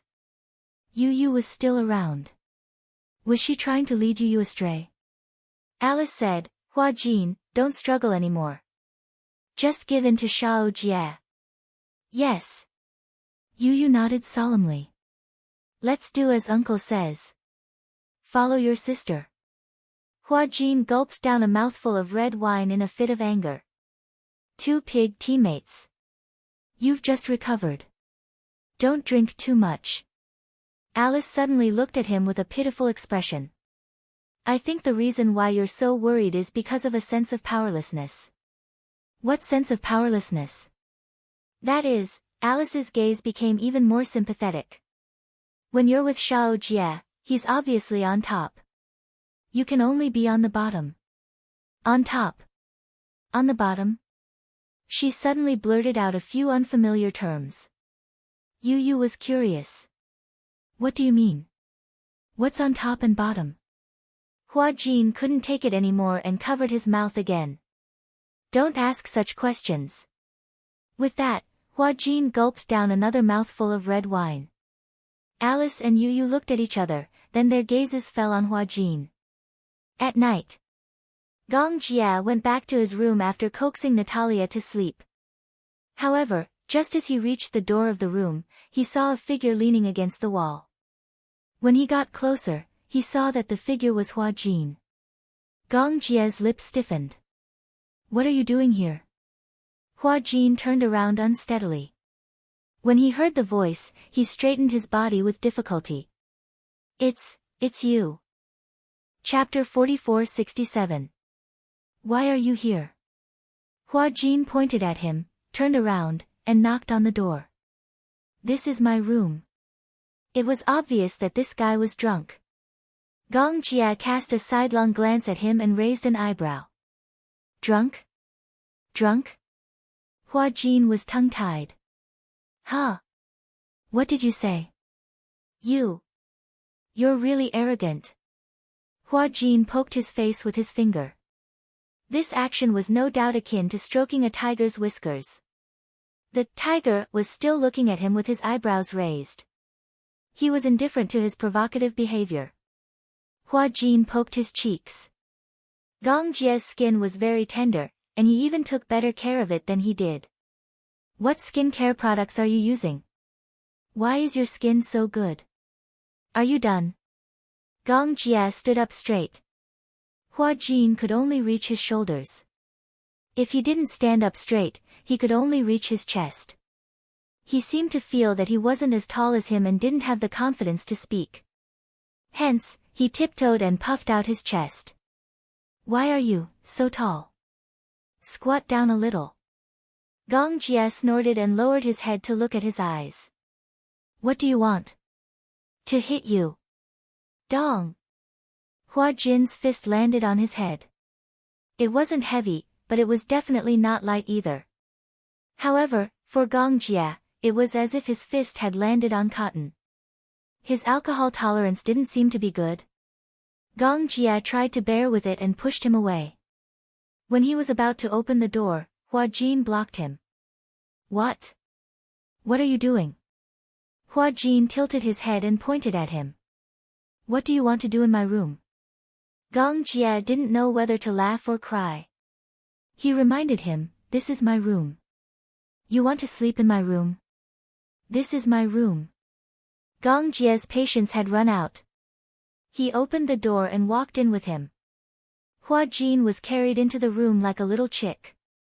He struggled for a while, but Gong Jia did not allow him to struggle at all. He directly carried him into the bathroom.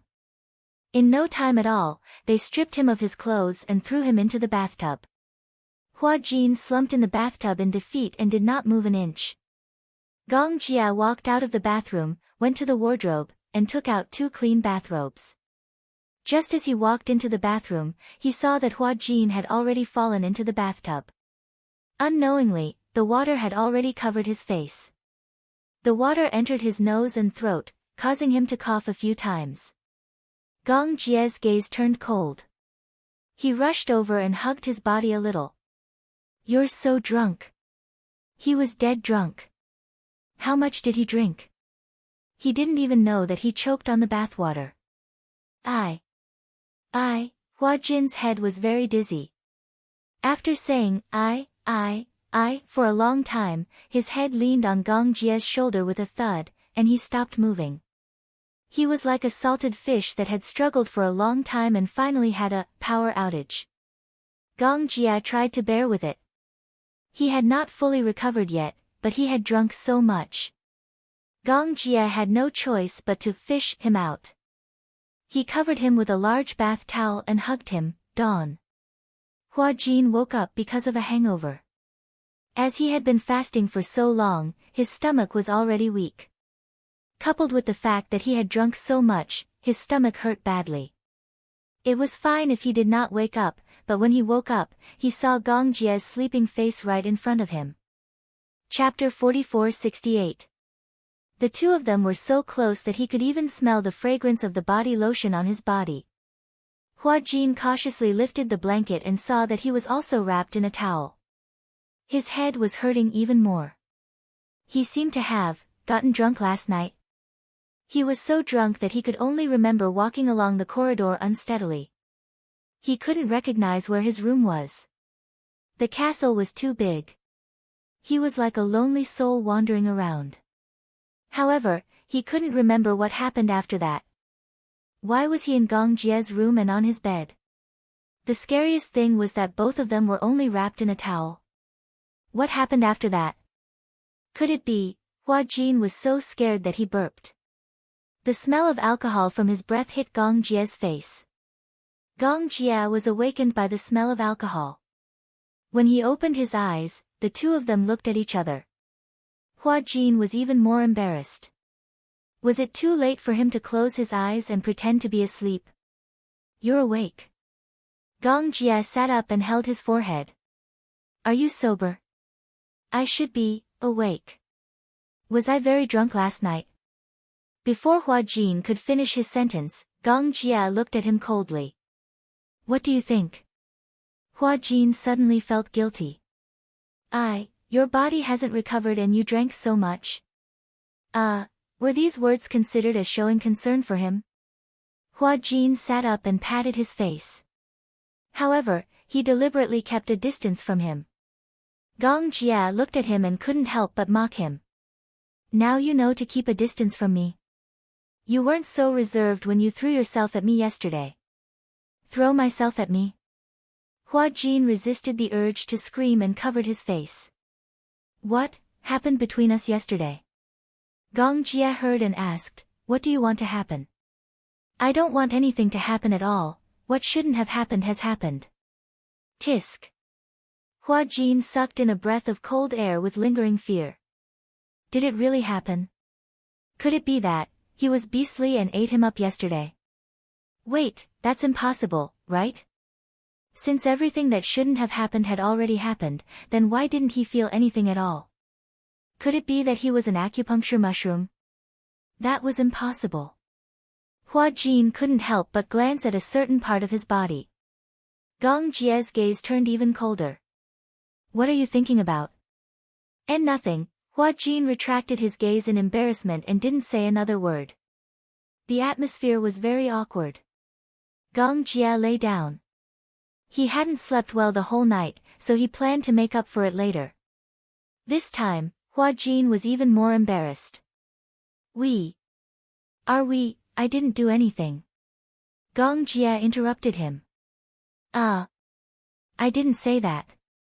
Hua Jin asked in a roundabout manner, did I say anything nonsense yesterday? Yes, but I don't understand. For example? You said that you want to be on top. Hua Jin almost vomited blood on the blanket. He wanted to scream. It was indeed true that drinking would spoil things. Did he really say that? What do you mean by on top and on top? It was fine if Hua Jin didn't mention it. Now that he did, Gong Jie was very curious about the meaning of on top and on top. Hua Jin was trembling. He wished that he had a tool that could turn back time. He only hoped that none of this had happened. However, didn't he know the meaning of on top and on top? Chapter 44-69. Didn't he like men? In that case, he should know the meaning of these two words. Seeing that Hua Jin was silent, Gong Jie asked again, you said that you want to be on top. What do you mean by that?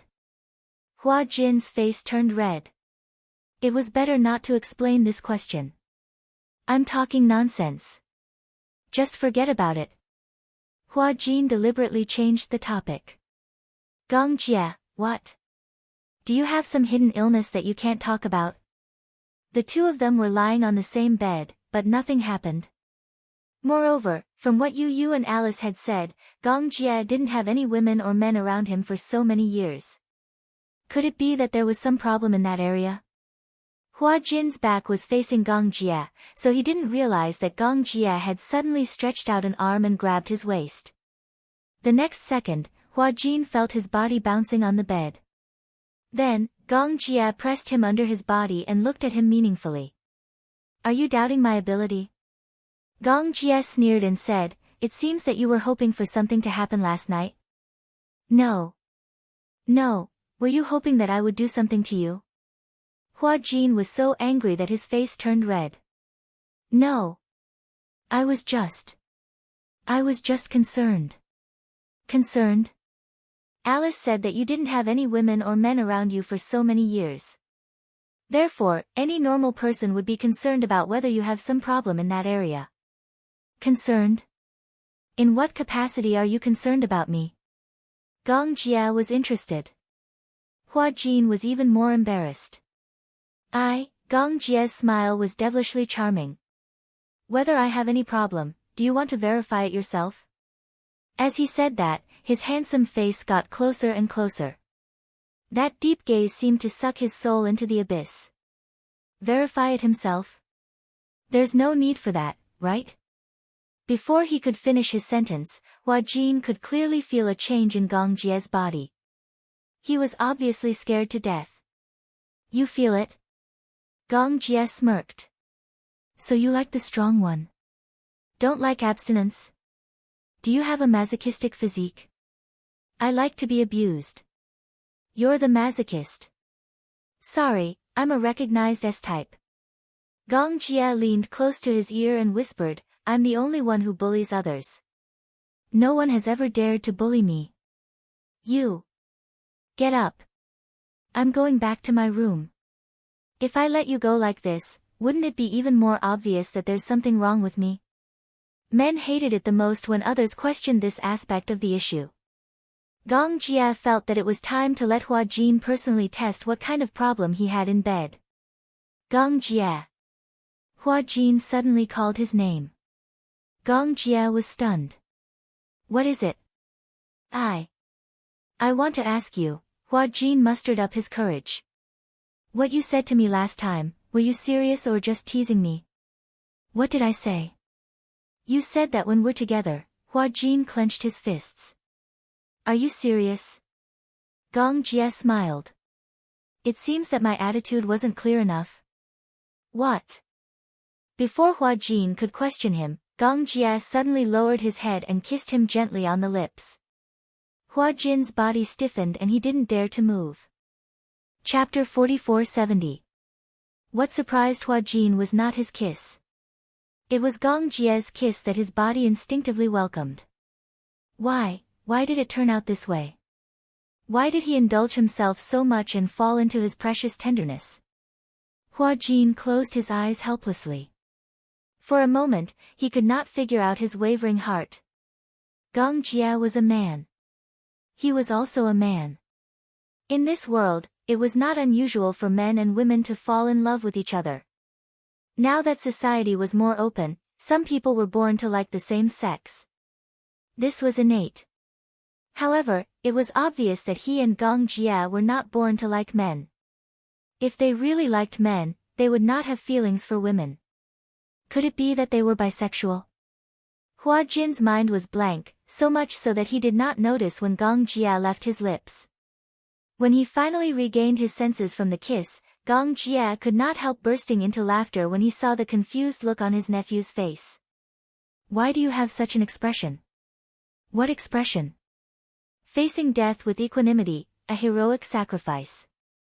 Hua Jin rubbed his face with his hands and simply covered his face. Ugh, how embarrassing. When Gong Jie saw this, he laughed and reached out to push his hands away, forcing him to look at him. "Hua Jin, listen to me, I'll tell you." Gong Jie exhaled softly and said to him, "It's not because you're a man that I like you. It's because you're Hua Jin that I want you. Like men. Like women. Why should I suppress my feelings because of my gender?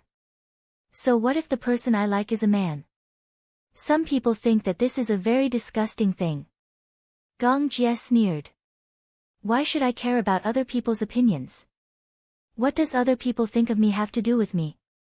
His arrogant tone was simply insufferably arrogant. Such boldness was worthy of the name Gong Jie.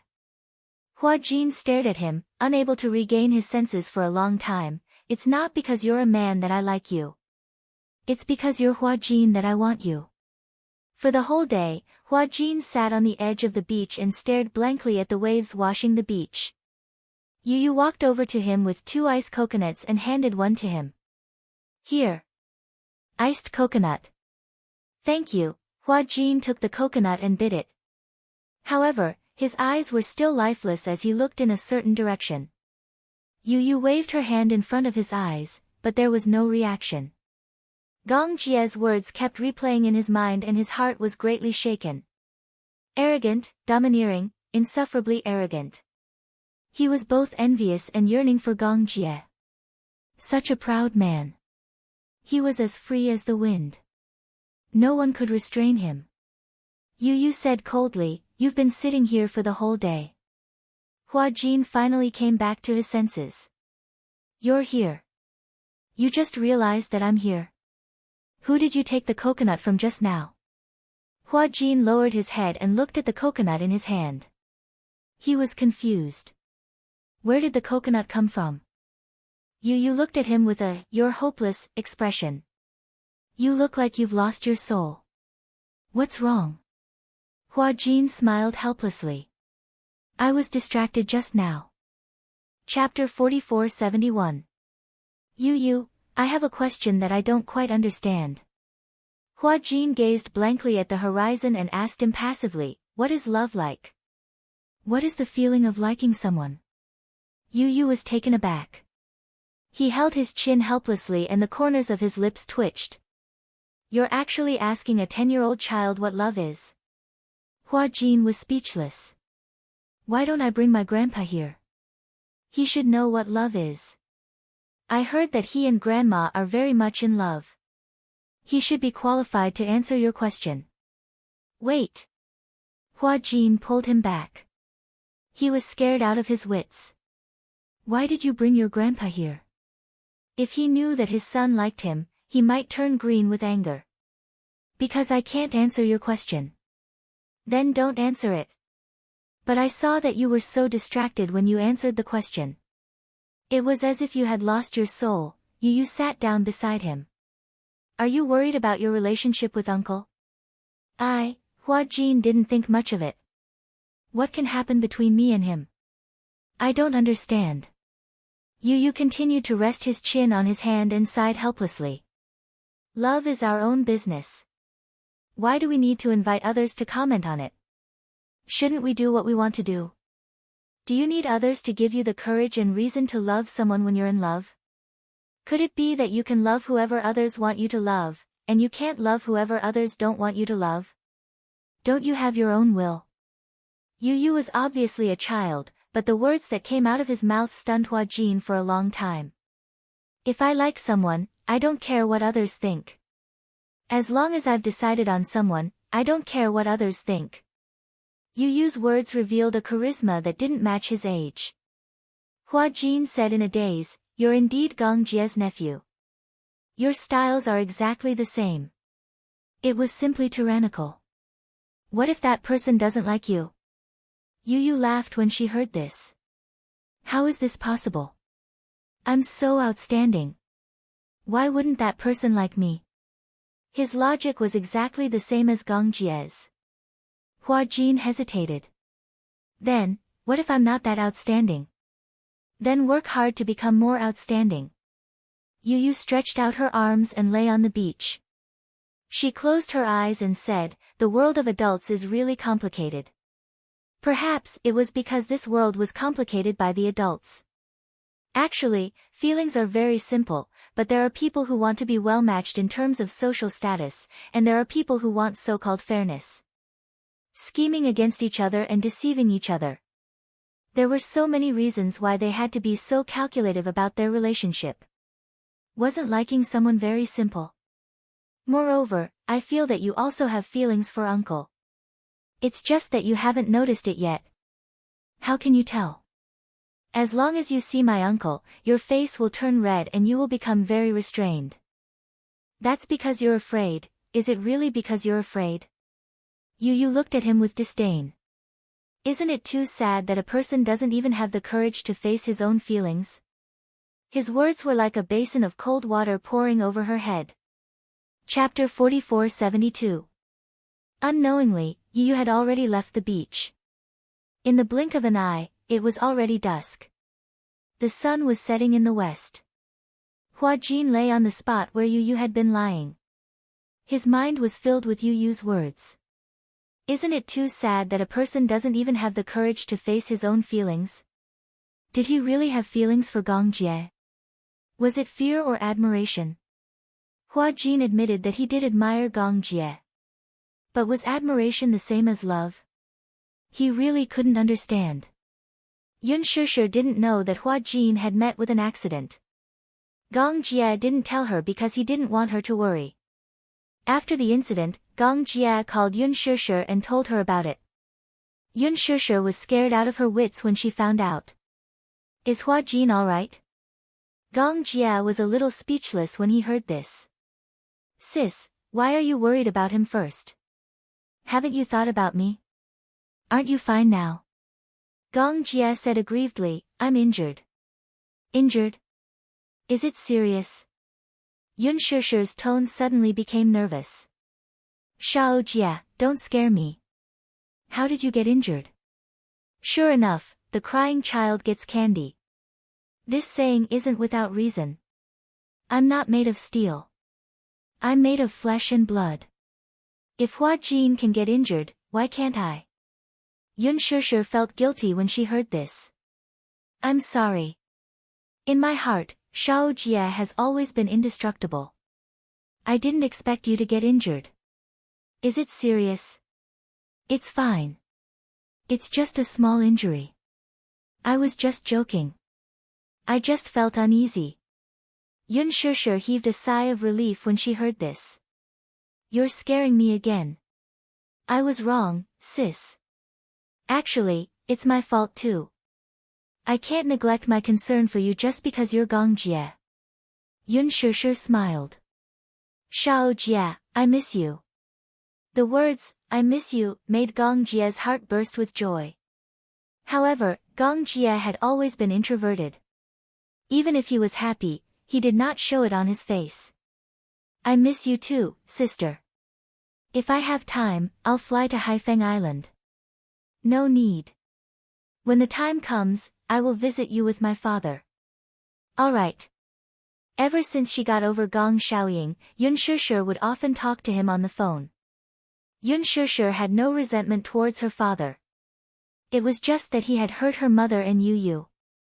However, Gong Shaoying was very sincere about it, so Yun Shishir was relieved. The reunion between father and daughter could be considered as fulfilling one of her wishes. Sometimes, Yun Shishir felt that she was too blessed. She had a husband who doted on her like a daughter, 2 sons who protected her like a princess, a younger brother who doted on her, and now, a father who loved her dearly. She was really more doted on than Yueyao.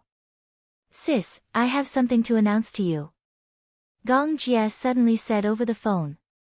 Yun Shishir came back to her senses. Okay, go ahead. I like Hua Jin. Gong Jie raised his eyebrows and smiled. I want to be with him. Yun Shishir was slightly stunned, but she did not show too much shock. Instead, she asked tentatively, You're not joking again, are you? I'm serious. Yun Shishir pondered for a moment. This matter was too sudden, but before this, it was not untraceable. She could tell that Gong Jie's attitude towards Hua Jin was very special. Chapter 4473. However, since Gong Jie was serious about this matter, Yun Shishir naturally expressed her support. If you really like him, then as your sister, of course, I wish you happiness. In her opinion, no matter who Gong Jie liked, whether it was a man or a woman, as long as he liked her, she would support him. Just like back then, when he found out that Yun Shishir was going to marry the Mu family, which opposed the Gong family, Gong Jie still supported her unconditionally. Although Gong Jie did not like Mu Yaja very much from the beginning. But for her sake, Gong Jie tried his best to build a relationship with this brother-in-law of his. Then, what about Hua Jin? How does he feel about you? He doesn't like him. Yun Shishir said. Then you said you want to be with him. It's only a matter of time. Shao Jia, you can't be so overbearing. You can't force yourself on him. He obviously doesn't like you, so you can't force him. He dares. Could she say that from a certain point of view, her brother's personality was very similar to someone else's? Are you that overbearing? It's a so-so. Mu Yaja is also very overbearing. Otherwise, how did he manage to get you? Yun Shusher's face instantly turned as red as a persimmon. At the side, Mu Yaja was originally reading the newspaper when he was inexplicably implicated. When he heard Gong Jie's words, he snorted unhappily. Don't compare me to you. Brother-in-law is also here. Yes, Yun Shusher thought that Gong Jie had said something bad about Mu Yaja. Feeling guilty, she immediately said, your brother-in-law won't stoop to your level. If you didn't like him so much, I might not have approved of him as my brother-in-law. Yun Shusher was speechless. The smell of gunpowder was very strong. Mu Yaja put down the newspaper. The old cadre reached out his hand and took the phone. You have something against brother-in-law? Of course. How are you worthy of my sister? How am I not worthy? Humph. I won't lower myself to your level. Gong Jie glanced at him haughtily before asking nonchalantly, speaking of which, what tricks did you use to trick my sister into joining you? Mu Yaja raised his eyebrows. Why? Do you want to learn from me? His goal had been seen through. Gong Jie cleared his throat awkwardly, but he still showed a look of disapproval. It's definitely not some honorable method. It doesn't matter whether it's open or not. What's important is that your sister is now my wife. Gong Jie was speechless again. Yun Shusher watched coldly from the side. Although he knew that Gong Jie and Mu Yaja seemed to be getting along well on the surface, but in fact, they were secretly opposing each other. However, there was no need for them to be so hostile towards each other. The way they communicated with each other was more crude than the last. Since you're so humble, I'll teach you. Gong Jie actually listened to her seriously. Push him down. If once isn't enough, then do it twice. There's no such thing as a relationship that can't be sublimated in bed. The only way to raise the temperature of a relationship is to extend it from the body to the mind. Yun Shusher couldn't take it anymore. She snatched the phone and covered Mu Yaja's face with a pillow. What are you up to? Are you trying to lead my brother astray? Mu Yaja took down the pillow and looked a little confused. Isn't that the case? Your brother is an adult and a man. Do you still treat him as a child? Chapter 44-74. Mu Yaja shrugged, picked up the newspaper, and started to read it. Yun Shusher blushed. She looked at the phone screen and saw Gong Jie looking at her thoughtfully. Ignore your brother-in-law's words. Gong Jie pondered for a moment. I understand. What do you understand? The fastest way to warm up a relationship. Gong Jie's lips curled into a smile. Yun Shusher felt her hair stand on end. After ending the call, Yun Shusher raised the phone and questioned Mu Yaja bitterly, look at how bad you've taught Shao Jie. Mu Yaja was unmoved. He turned his head and pretended to be dead.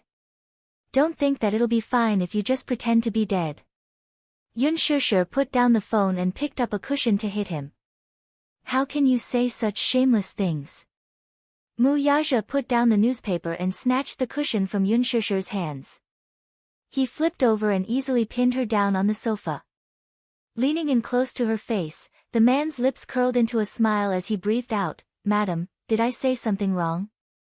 Besides the soul, the compatibility of the body is also very important. Mu Yaja spoke in a serious manner. She blushed in anger. Where did you learn such dirty jokes from? How can you come up with them so easily? This is the truth. Mu Yaja pecked her lips lightly and said meaningfully, I think that we don't have to interfere too much in the relationship between Gong Jie and Hua Jin. But, what are you worried about? Yun Shusher was a little distressed. I'm worried, you don't have to worry about that. Gong Jie will take care of it. Mu Yaja said intimately in her neck. Now, you just need to take care of things between us. Hua Jin returned to the castle from the dining hall. He walked up the stairs to his room and pushed the door open, only to see Gong Jia occupying his big bed. Hua Jin was shocked. If he hadn't confirmed that this was his room, he would have thought that he was drunk and went to the wrong room. You're back. Why are you here? Gong Jia lay on his side. I'll sleep here tonight. This is my room. And then? If you want to sleep, go back to your room. I'll sleep here. Gong Jia said rudely, I'll sleep with you tonight. It seemed that Gong Jia really wanted to take Mu Yaja's advice as a reference. Hua Jin was completely petrified. What was this guy up to again? He gulped and turned around. Then I'll sleep in your room. Gong Jia said slowly, I promise you, you won't be able to walk out of this room. Hua Jin couldn't take it anymore and turned around. Tell me, what's your purpose? To sleep with you. It was an overbearing and rude answer. Full marks. Hua Jin almost had a heart attack from the shock. If he knew that this was Mu Yaja's idea to Gong Jia, he would be so angry that his face would change shape. I think that the progress between us is too slow. Gong Jia lay on the bed freely. Every word he said was enough to make Hua Jin shudder. I intend to speed up the progress between us. You must be crazy. Hua Jin walked to the bed and started to drive him away. Get up and go back to your room to sleep. However, he had neglected to keep a distance from Gong Jia. The next second, his arm was pulled and he was the one in control. Chapter 4475. Hua Jin replied, I don't want to. Did this guy come here with the intention of eating him alive? Don't come so close to me. Hua Jin felt that his breathing had become erratic, and it was extremely chaotic. Why? It was quiet all around. Gong Jia could feel Hua Jin's heartbeat quickening, the two faces inched closer to each other. Hua Jin's heart was about to jump out of his throat. At this moment, the door was suddenly pushed open. Yu Yu and Xiao Yichen barged in one after another. Hua Jin, bad news. Yu Yu walked in and saw the scene on the bed. Gong Jia pinned Hua Jin under his body, looking like a tiger eyeing its prey. Hua Jin, on the other hand, looked over in horror. When he saw the two little lads rushing in, his face turned pale with fright.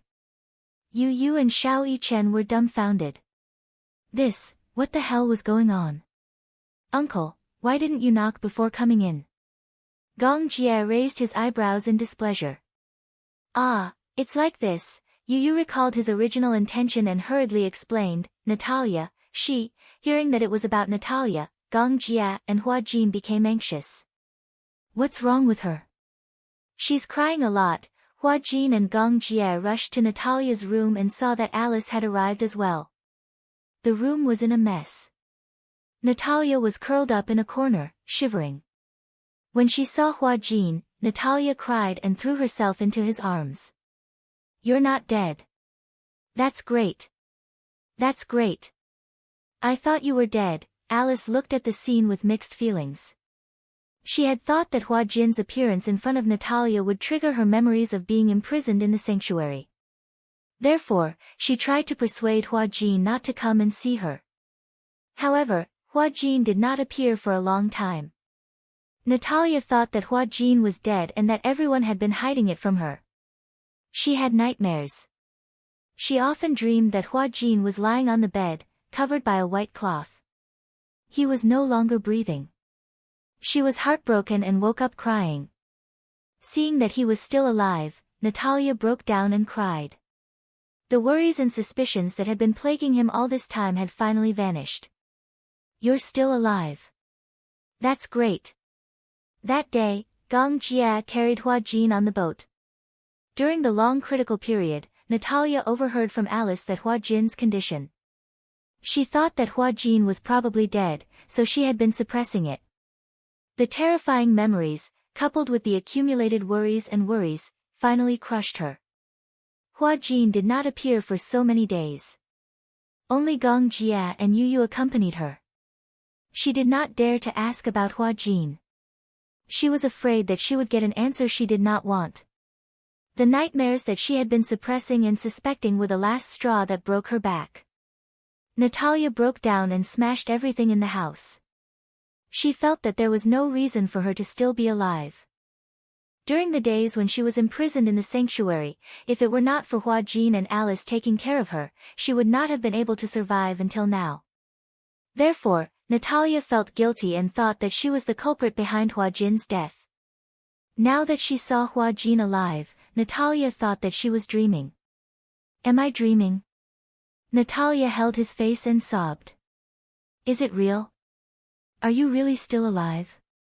Hua Jin did not know whether to laugh or cry, but he was also filled with emotions.